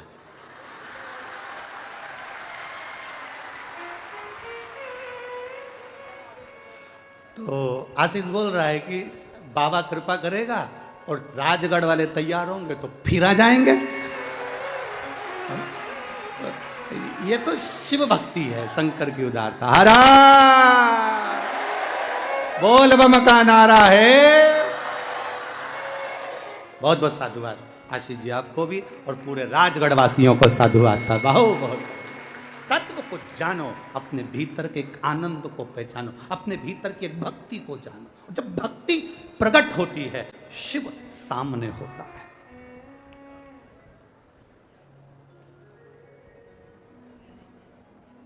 अरे मंदिर लगी रोशनी बुझाऊं कैसे, मंदिर लगी रोशनी बुझाऊं कैसे, मारो रुसी गया भोलाना मनाऊं कैसे, मारा रुसी गया भोलाना मनाऊं कैसे। ओ मंदिर बड़ी दूर दर पे जाऊं कैसे, मंदिर बड़ी दूर दर पे जाऊं, म्हारा रुसी गया भोलाना मनाऊं कैसे, म्हारा रुसी गया भोलाना मनाऊं कैसे, म्हारा रुसी गया भोलाना मनाऊं कैसे, म्हारा रुसी गया भोलाना मनाऊं कैसे। तांबे के हंडे में कातो धरो पानी, तांबे के ओ तांबे के हंडे में तातो धरो पानी, तांबे के हंडे में तातो भरो पानी। अरे नावे नहीं भोला नीलाऊं कैसे, मेरो नाए नहीं भोला नीलाऊं कैसे। ओ मंदिर बड़ी दूर दर पे जाऊं कैसे, मंदिर बड़ी दूर ओ सीहोर बड़ी दूर दर पे जाऊं कैसे, सीहोर बड़ी दूर दर पे जाऊं कैसे। ओ म्हारो रूठी गया भोलाना मनाऊं कैसे, म्हारा रूठी गया भोला मनाऊं कैसे।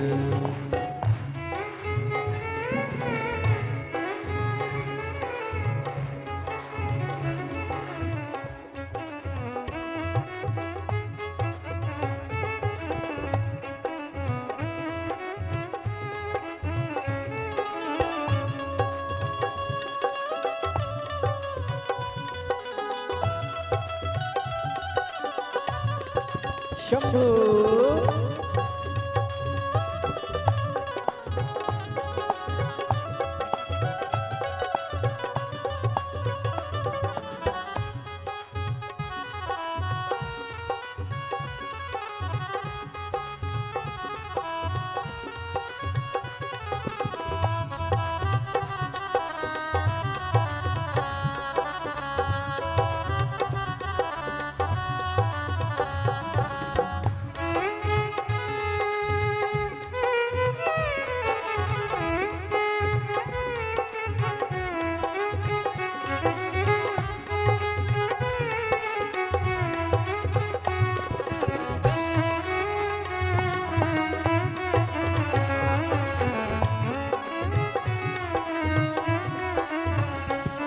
ओ सोने की थाली में भोजन परोसा, सोने की थाली में भोजन परोसा, ओ सोने की थाली में भोजन परोसा, सोने की थाली में भोजन परोसा। अरे खाए नहीं भोला खिलाऊं कैसे, मेरो खाए नहीं भोला खिलाऊं कैसे, मेरो खाए नहीं भोला खिलाऊं कैसे, मेरो खाए नहीं भोला खिलाऊं कैसे।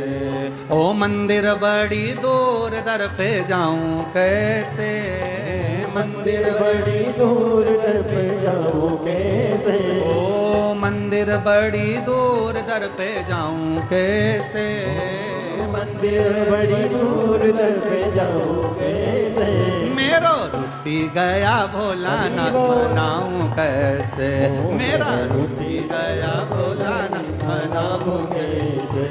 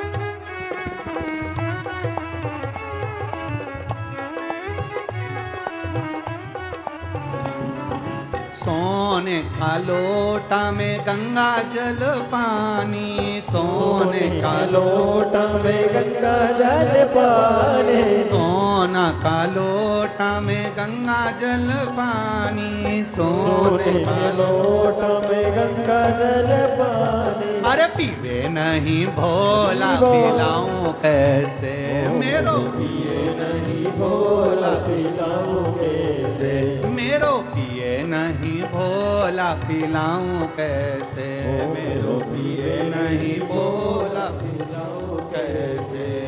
ओ मंदिर बड़ी दूर दर पे जाऊं कैसे, मंदिर बड़ी दूर दर पे जाऊं कैसे, ओ मंदिर बड़ी दूर दर पे जाऊं कैसे, मंदिर बड़ी दूर दर पे जाऊं कैसे। मेरा ही गया भोलानाथ मनाऊं कैसे, मेरा रुसी गया भोलानाथ मनाऊं कैसे, ओ मारा रुसी गया भोलानाथ मनाऊं कैसे, मेरा रुसी गया भोलेनाथ मनाऊं कैसे, मेरा रुसी गया भोलानाथ मनाऊं कैसे, मेरा रुसी गया भोलेनाथ मनाऊं कैसे, मेरा रुसी गया भोलानाथ मनाऊं कैसे, मेरा रुसी गया भोलेनाथ मनाऊं कैसे। हार हार महादेव है। अपने स्थान पर बैठकर बाबा देव अधिदेव महादेव से हृदय से आनंद से बाबा से प्रार्थना बड़े भाव से कर।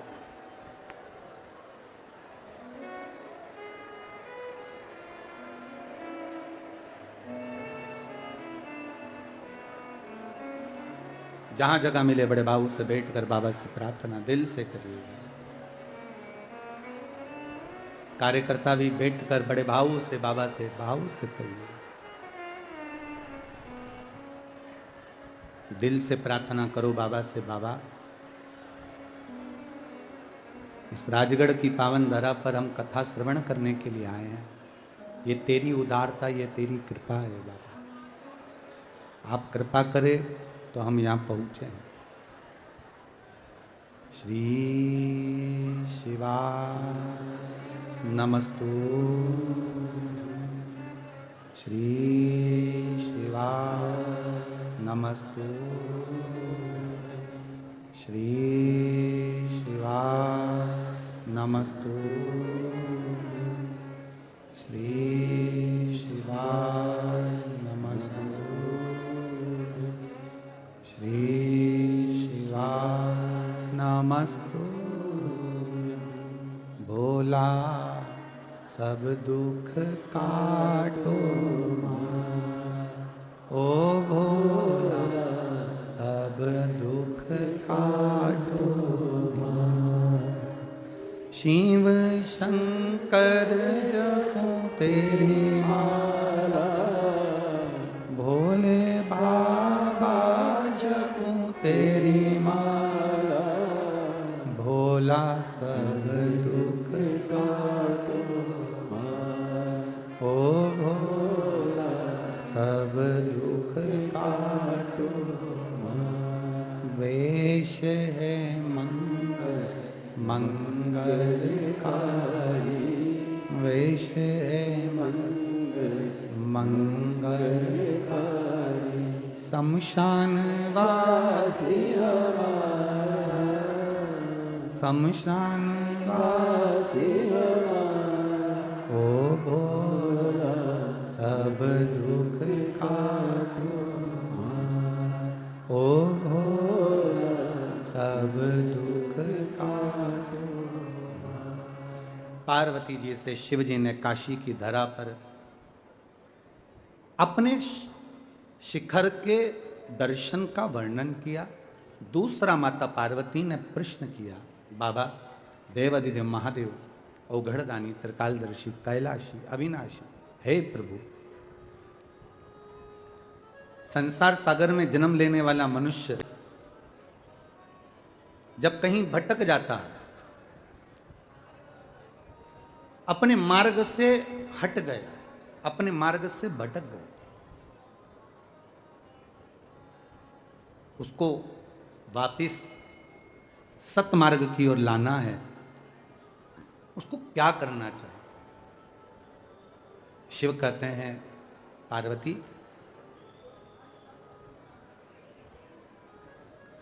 बस इतना स्मरण रहे, भटका हुआ व्यक्ति कोई सत्संगी के साथ अगर जुड़ जाता है, सत्संगी के साथ, भजनावली के साथ, भजन करने वाले के साथ, सत्संग वाले के साथ, मंदिर देवालय में जब जुड़ जाता है, धीरे धीरे उसकी बेकार संगत या भटकाव दूर होकर वो फिर मेरी शरणागति में आ जाता है, पुनः वापस।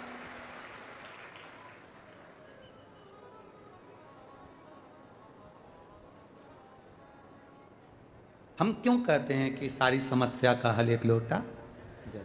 इसका कारण क्या होता है? हम आपसे कह दें कि हमारे पास कोई अगर विद्या है और हम तुमको ऐसा हाथ फेर दें या तुमको ऐसे भभूति फूंक मार के उड़ा दें और तुम सही हो जाओ, तो ये व्यर्थ की बात है। ना हमारे पास में बेल है, ना हमारे पास में भभूति है, ना हमारे पास में कोई विद्या है, ना हम किसी का भाग्य देख सकते हैं, ना हम किसी का भाग्य बता सकते हैं। हमारे पास तो केवल एक शंकर का भजन है। और आपसे केवल इतना कह सकते हैं, आपको भूख लगती है तो भोजन आपको करना पड़ता है, बीमार होते हो तो गोली आपको खाना पड़ता है, तो कष्ट आपको आया है तो आप जितना शंकर का भजन करोगे उतनी जल्दी आपका कष्ट मिट जाएगा आपके करने से।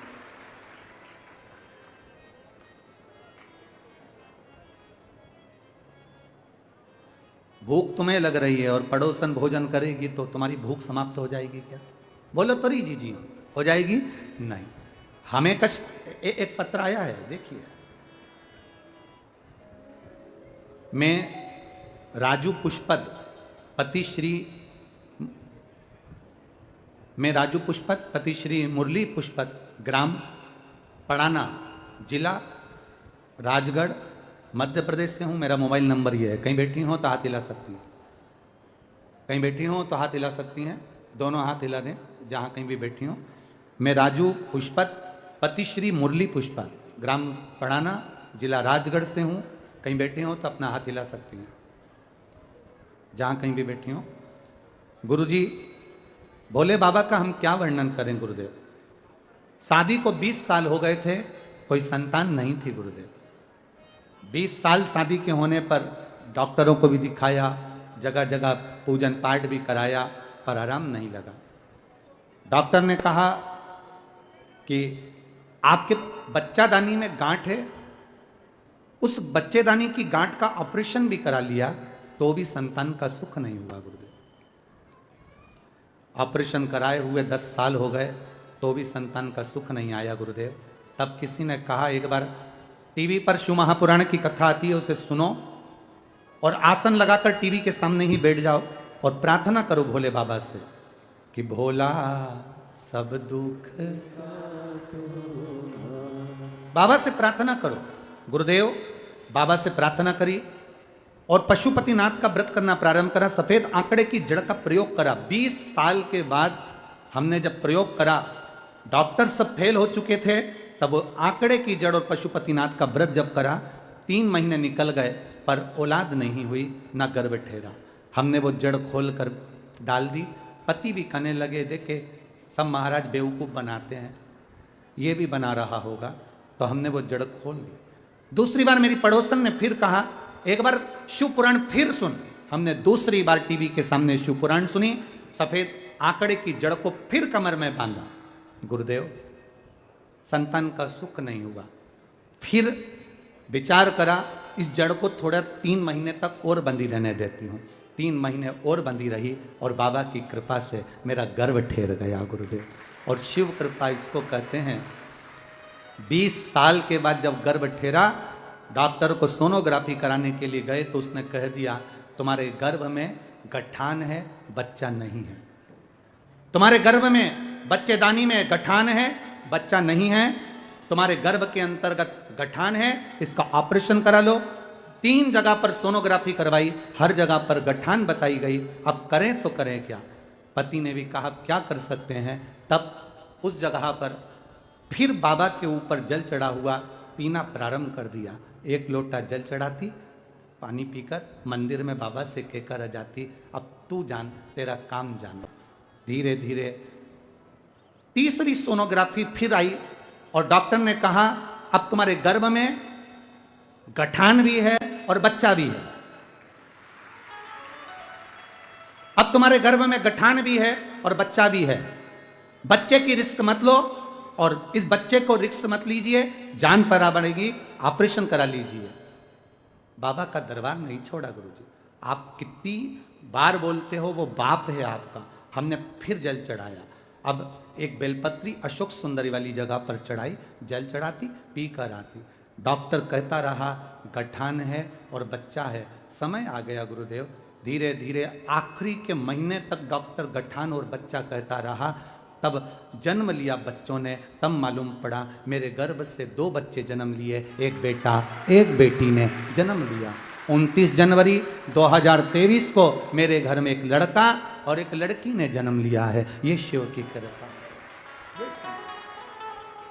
खाली ना जाता कोई दर से तुम्हारे, खाली ना जाता दर से तुम्हारे, मैं भी खड़ी हूँ नन्ही बाहें पसारे, अपने हृदय से लगा लो लगा लो, गिरा जा रहा हूँ उठा लो उठा लो।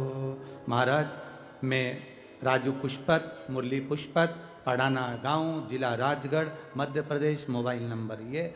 मेरे शिव कृपा करता है, वो दयालु है, वो उदार है, कृपा करने वाला है। लोगों ने यहाँ कितना भंडारा चलाया, कोई बिस्कुट बांटा, कोई खिचड़ी बांटा, कोई पूड़ी सब्जी बांटा, कोई भोजन बांटा। जैसा जैसा आपने खिलाया है लिख कर रखना डायरी में कि मैंने 5 रुपए का पानी पिलाया है। 3 महीने इंतजार करना, मेरा बाबा करोड़ों में प्रदान ना करे तो कहना। ये शिव तत्व है, ओ घड़ी है शिव। आप आए हो भीड़ बढ़ाने के लिए नहीं आए हो, और हमारा शौक भी नहीं भीड़ बढ़ाने का। हमारा केवल एक भाव है, भीड़ मत बढ़ाओ, तुम्हारे दिल में भक्ति बढ़ाओ। भक्ति बढ़ेगी तो आप रूप शिव मिलेगा। अपने आप शिव तत्व की प्राप्ति, अपने भीतर भक्ति के बल को, और ये विश्वास मानकर आप इतनी संख्या में, लाखों की संख्या में, ये सुबह के टाइम लाखों की संख्या में अगर पहुंचे हो, बाबा क्या देगा, कितनी झोली भरेगा, क्या गोदी भरेगा, क्या देगा। ये इतने पत्र आप लोग जो लिखे हो,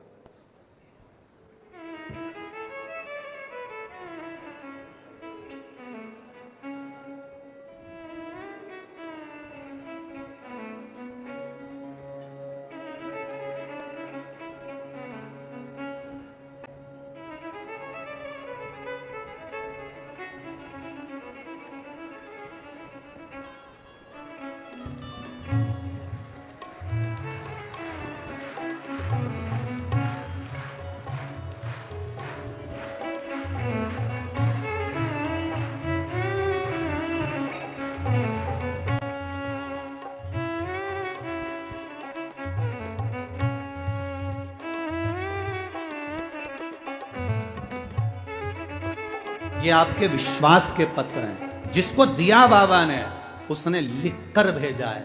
उसमें एड्रेस, मोबाइल नंबर सब लिखा है। तुम्हारी मर्जी पड़े तब जाओ उनके गांव में और पता कर कर आओ कि शंभू ने दिया कि नहीं दिया।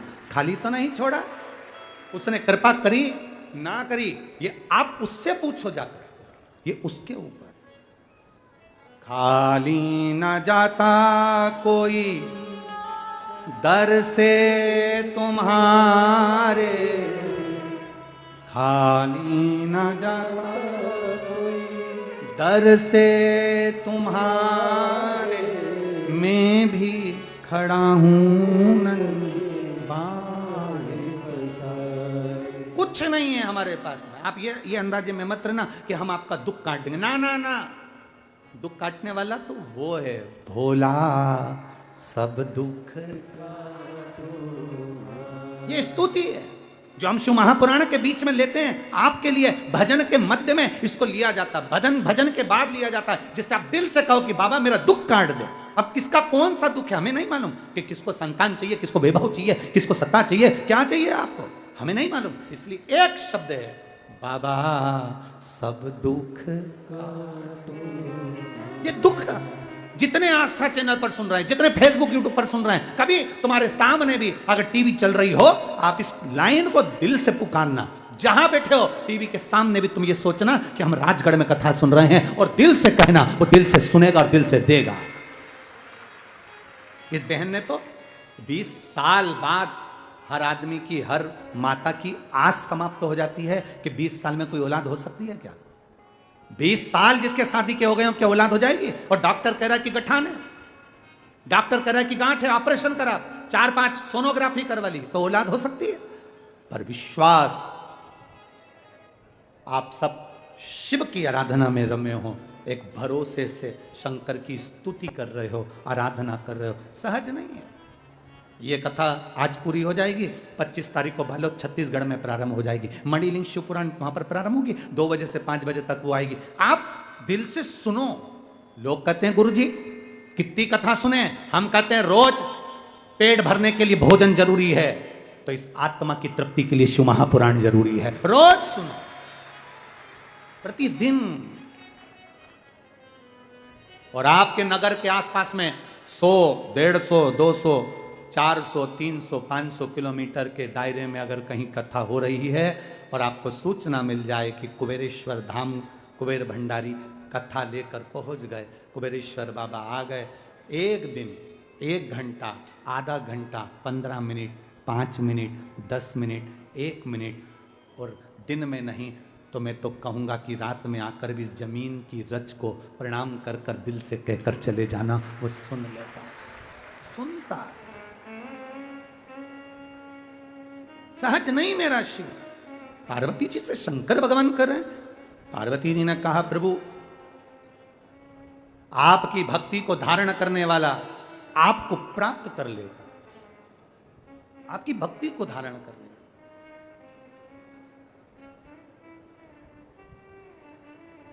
शिव मिले,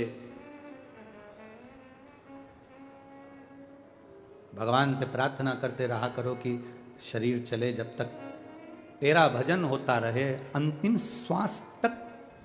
पार्वती महारानी शंकर जी से संवाद करती हुई तारकाक्ष, विदुम्माली, कमलाक्ष की, तारकासुर के 3 बेटों ने जब उपद्रव मचाया, तब शिव जी पशुपति नाथ बनकर 33 कोटि देवताओं को पशु बनाकर, 33 कोटि देवी देवताओं को पशु बनाकर शिव जी पशुपति नाथ बनकर तारकाक्ष, विदुम्माली, कमलाक्ष की, इन तीनों को संहार करने के लिए जा रहे।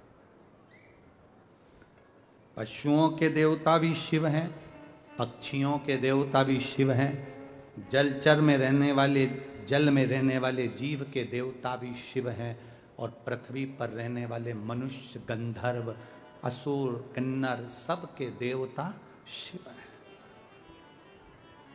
जो पल्ला झाड़ कर देते हैं वो देवता हैं, देव हैं, और जो छप्पर फाड़ कर देता है वो महादेव है। देने में नहीं सोचता। राजगढ़ की पावन धरा पर शिव माँ जालपा भवानी बैठी है, बाबा वैद्यनाथ बैठे हुए हैं, राजगढ़ की धरा के राजा बनकर स्वयं वैद्यनाथ बाबा जहाँ विराजमान है, जहाँ माँ जालपा विराजमान है, माँ नेवच का तट है। राजगढ़ की धरा तो वैसे ही पवित्र भूमि, और उसमें भी ये शिव तत्व की कथा, शंकर का गुणगान, ये हमारे जीवन का ही तो कल्याण, ये हमारे जीवन की ही तो सार्थकता। पशुपति नाथ बन गए भगवान। भगवान ने कहा इन तीनों को वर है, 3 पुरी का निर्माण है इनके पास में, अलग अलग पुरियों में रहते हैं। इनकी पुरी का संहार करा तो मेरा नाम त्रिपुरा हुआ, त्रिपुरारी हुआ। अब इन तीनों का संहार करना है तो तीनों को एक जगह इकट्ठा करना पड़ेगा, तीनों को एक जगह पर एकाग्रित करेंगे तब जाकर ये मरेंगे, क्योंकि इनको वर है, इनको वर है, ये ऐसे मर नहीं सकते।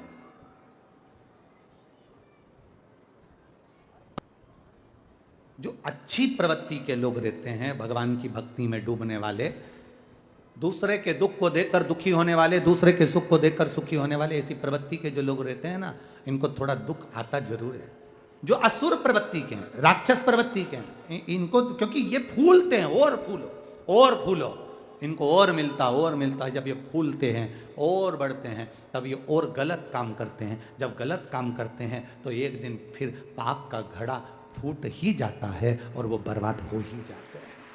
पुण्य नष्ट नहीं होता।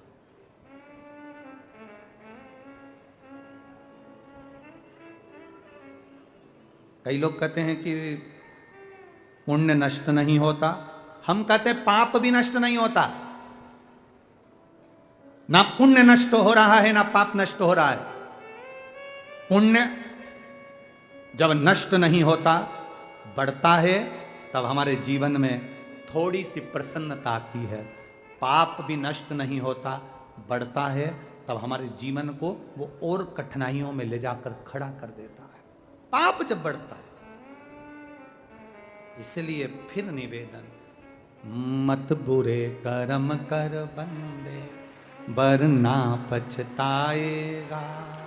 भगवान की आंखों से तू बच नहीं पाएगा, तू बच नहीं पाएगा। अरे ओ अज्ञानी मत करना, अरे ओ अज्ञानी मत करना दानी। तेरे कर्म का फल भी तू ही पाएगा, जैसा किया तूने तेरे आगे आएगा। मत बुरे कर्म कर बंदे, वरना पछताएगा। भगवान की आंखों से तू बच नहीं पाएगा, तू बच नहीं पाएगा। बचना बड़ा कठिन है परमात्मा की दृष्टि से। कर्म अच्छा करते हुए चला, दूसरे के लिए नहीं तो अपने लिए एक लोटा जल महादेव को शरीर चले जब तक चढ़ाते रहो, जिंदगी भर चढ़ाते रहो, कुछ नहीं। आगे तारकासुर के 3 बेटों का संहार देवाधिदेव महादेव ने कर दिया। शिव जी का नाम पड़ गया पशुपतिनाथ। पाशुपत्य अस्त्र बना, पाशुपत्य व्रत बना। यह पशुपति व्रत शिव महापुराण का छुपा हुआ था, दबा हुआ था। श्री शिवाय नमस्तुभ्यम ये जाप दबा हुआ था, छुपा हुआ था। जब लोगों ने धीरे धीरे शिव पुराण को सुनना प्रारंभ करा, तब लोगों को समझ में आया कि पशुपति व्रत भी होता है और श्री शिवाय नमस्तुभ्यम कहने से भी जीव का कल्याण होता है। तब समझ में खूब श्री शिवाय नमस्तुभ्यम और पशुपति व्रत का दोनों का इतना इतना विरोध हुआ है, इतना इतना विरोध हुआ है कि कथा वाचने बैठते थे तो लोग अपशब्द कहते थे। तब उस समय पर इतना इतना लोगों ने विरोध करा, इतना विरोध करा, परंतु बाबा तो बाबा है, शिव तो शिव है। उसकी पुराण में जो लिखा वो उसके शब्द हैं और दुनिया ने उसको स्वीकार किया। आप भी बैठे हो, आप में से भी कई माताएं ऐसी होंगी, पुरुष ऐसे होंगे जिनने पशुपति व्रत करा होगा, और बाबा ने जो आपने कहा होगा, बाबा ने थोड़ा समय जरूर लिया होगा और पूरा भी किया होगा।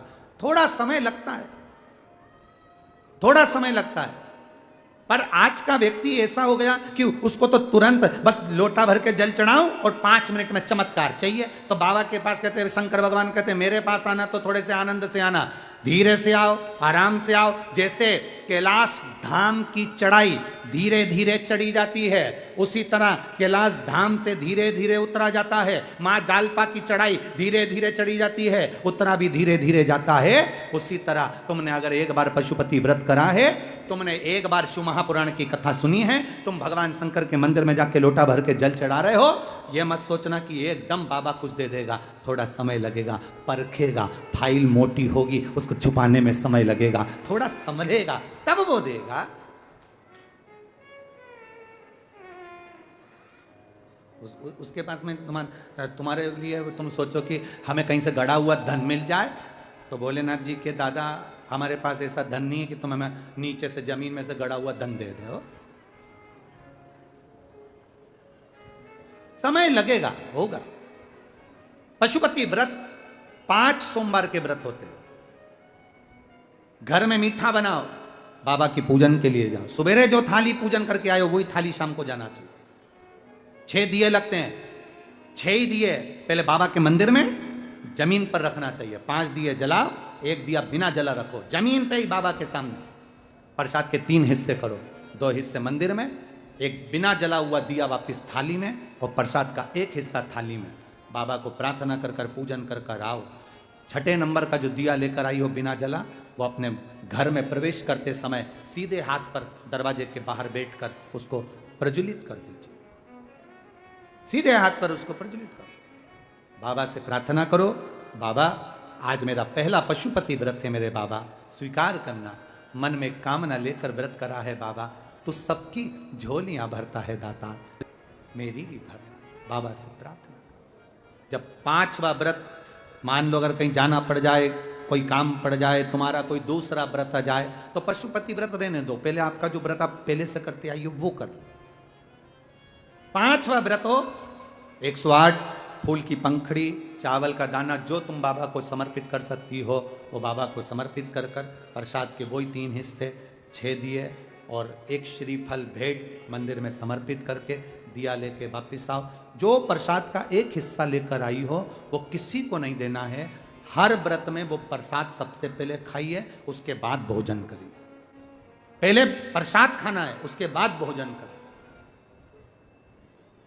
पशुपति व्रत को नियम से धारण करें। एक बार अगर व्रत कर लो तो 2-3 महीना रुको, एकदम लगे लगाए व्रत ना करिए।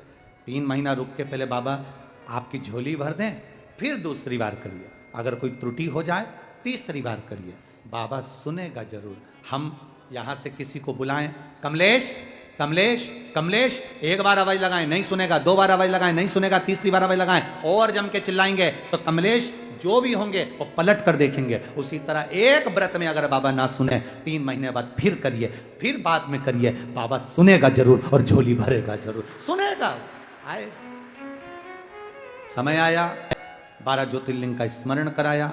भगवान शिव की अनुपम ज्योतिर्लिंग का स्मरण कराते हुए प्रथम सोमनाथ जी का वर्णन किया, फिर भगवान आनंद के साथ सोमनाथ बाबा का वर्णन कर कर मल्लिकार्जुन बाबा का स्मरण कराया। महाकाल बाबा का स्मरण कराते हुए ओमकारेश्वर बाबा के लिए भगवान विंध्य पर्वत पर विराजमान हुए। नर नारायण के लिए भगवान केदारेश्वर बन गए। बाबा भीमाशंकर बनकर भीम का संहार कर दिए। विश्वनाथ के रूप में बाबा भरण पोषण करने के लिए मनु शत्रुपा के लिए विराजमान हुए। त्र्यंबकेश्वर गौतम बाबा के लिए बाबा ब्रह्मा विष्णु महेश त्र्यंबकेश्वर के रूप में विराजमान हुए। बाबा वैद्यनाथ भगवान रावण के शिवलिंग को भगवान भूमि पर विराजित होने पर विराजित हुए। नागेश्वर दारुक नाम के राक्षस का संहार बाबा करे हैं। आगे वर्णन आया है श्री रामेश्वरम का। राम जी ने लंका पर चढ़ाई करने से पहले भगवान शिव की आराधना करी, विराजमान हुए। आगे वर्णन आया है फिर कृष्णेश्वर का। सुधर्म नाम के ब्राह्मण की 2 पत्नी सुदेहा घूष्मा, घूष्मा का बेटे के टुकड़े टुकड़े कर दिए थे सुदेहा ने। वो बेटा मरे हुए 1 हफ्ता हो गया। जब सुदेहा बेटे को मारकर चली गई तो घूष्मा ने शंकर भगवान के शिवलिंग की पूजन कर कर तालाब में विसर्जन करा, तो बेटा जिंदा तैरते हुए वापस बाहर आ गया। शिव जी कृष्णेश्वर के रूप में विराजमान हो गए। ऐसे 12 ज्योतिर्लिंग का स्मरण शिव महापुराण की कथा में करा गया। चंचुला देवी का पति बिंदु प्रेत योनि से मुक्त हुआ। भगवान देवाधिदेव महादेव ने अपने मस्तक की बेलपत्र उतार कर शिवपोथी को दी। भगवान शंकर ने कहा, सुनो तुम रुका जी, कलिकाल में जो शिव महापुराण की कथा को हृदय से श्रवण करेगा, जितने दिन तक शिव महापुराण की कथा जिस स्थान पर होती है उस स्थान पर मैं स्वयं विराजमान रहता हूँ। जो जीव सुनता है उसकी मनन वांछित कामना को मैं स्वयं पूर्ण करता हूँ। ये शिव दादा भगवान शंकर औघड़ी का आनंद सुख पाया। समय आया, बाबा तुमरुक्का जी ने जय घोष के साथ कथा का आनंद पाया। 25 तारीख से बालोद की कथा का स्मरण करेंगे, 29 तारीख तक 2 बजे से 5 बजे तक। मणिलिंग शिव पुराण होगी, उसको हमें समझना है मणिलिंग का मतलब क्या होता है, मणिलिंग का स्मरण क्या होता है। उसके बाद में जो कथा है वो 5 तारीख से 9 तारीख तक छिंदवाड़ा में है। फिर जो कथा है 15 तारीख से 21 तारीख तक पुणे सांगवी में है। ऐसी कथाओं का क्रम आस्था चैनल के माध्यम से आप सुनते रहेंगे, अपने जीवन को धन्य बनाते रहें। तिवारी परिवार को मैं बहुत बहुत साधुवाद देता हूँ जिन्होंने इतनी सुंदर कथा को यहाँ करवाया। पंडित श्री हरिचरण जी तिवारी जी, पूर्व विधायक जी, मैं आमंत्रित करता हूँ उनको आभार व्यक्त करने के लिए।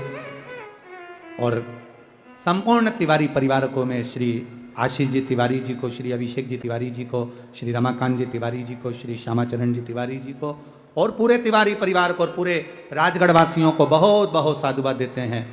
आरती के बाद जब आप जाएं, बाबा को नमन कर कर जाना। जब तक आभार हो तब तक बैठे रहना, कोई खड़ा ना हो। फिर आरती होगी, आरती के बाद आप लोग फिर जाइएगा। हर हर महा। सभी आस्था चैनल के श्रोता भाई बहनों को बहुत बहुत साधुवाद। श्रावण के महीने में आप जो नियम से कथा सुन रहे हैं उसके लिए कोटि कोटि साधुवाद देते हैं। जय शिव ओंकारा, भोले भज शिव ओंकारा, ब्रह्मा विष्णु सदा शिव, भोले भोलेनाथ महाशिव। हरे दाने दारा, ओम हरे हरे हरे महादेव। एकानन चतुरानन, पंचानन राजे, भोले पंचानन राजे। हर शासन गरुड़ासन, शासन गरुड़ासन, रसवाहन साजे, ओम हरे हरे हरे महादेव। 2 भुज 4 चतुर भुज, 10 बुद्धि अति सोहे, बोले 10 भुज अति सोहे। तीनों रूप निरखता, बोले जी का रूप निरखता, त्रिभुवन जन मोहे, ओम हरे हरे हरे महादेव। अक्षमाला वनमाला, मुंडमाला धारी, बोले मुंडमाला धारी। त्रिपुरारी कंसारे, त्रिपुरारी कंसारी, करमाला धारी, ओम हरे हरे हरे महादेव। श्वेतांबर पीतांबर, बागांबर अंगे, बोले बागांबर अंगे। सनकादिक गरुड़ादिक, सनकादिक ब्रह्मादिक, भूतादिक संगे, ओम हरे हरे हरे महादेव। करके मद कमंडल, चक्र त्रिशूल धरता, बोले चक्र त्रिशूल धरता। जग करता जग हरता, जग करता जग हरता, जग पालन करता, ओम हरे हरे हरे महादेव। ब्रह्मा विष्णु सदा शिव, जानती अविवेका, बोले जानते अविवेका। प्रणय अक्षर के माते, अक्षर के माते, ये तीनों एका, ओम हरे हरे हरे महादेव। काशी में विश्वनाथ विराजे, नंदी ब्रह्मचारी, बोले नंदी ब्रह्मचारी। नित उठी दर्शन पावत, भोग लगावत, महिमा तिवारी, ओम हरे हरे हरे महादेव। त्रिगुण समीज की आरती जो कोई नर गावे, बोले जो कोई नर गावे। कहते शिवानंद स्वामी, जगत हरा हरे स्वामी, सुख संपत्ति पावे, ओम हरे हरे हरे महादेव। जय शिव ओंकारा, भज शिव ओंकारा, पार्वती का प्यारा, ऊपर जलधारा, ओढ़े मृगशाला, भाग पियन वाला, दीन नयन वाला, एक नयन वाला, भक्तन प्रतिपाला। मैं को यम प्यासा, ब्रह्मा विष्णु सदाशिव, बोले भोलेनाथ महाशिव। हरे दाने दाना, ओम हरे हरे हरे महादेव। कर्पूर गौरव गणावतारम, संसार सारम भकेन्द्रयान, सदा वसंतम ज्ञान विंदे भवम भवानी सहितं नमामि। अच्युतं केशवं राम नारायणं, कृष्ण दामोदरं वासुदेवं, हरे श्रीधरं वादिनं गोपिका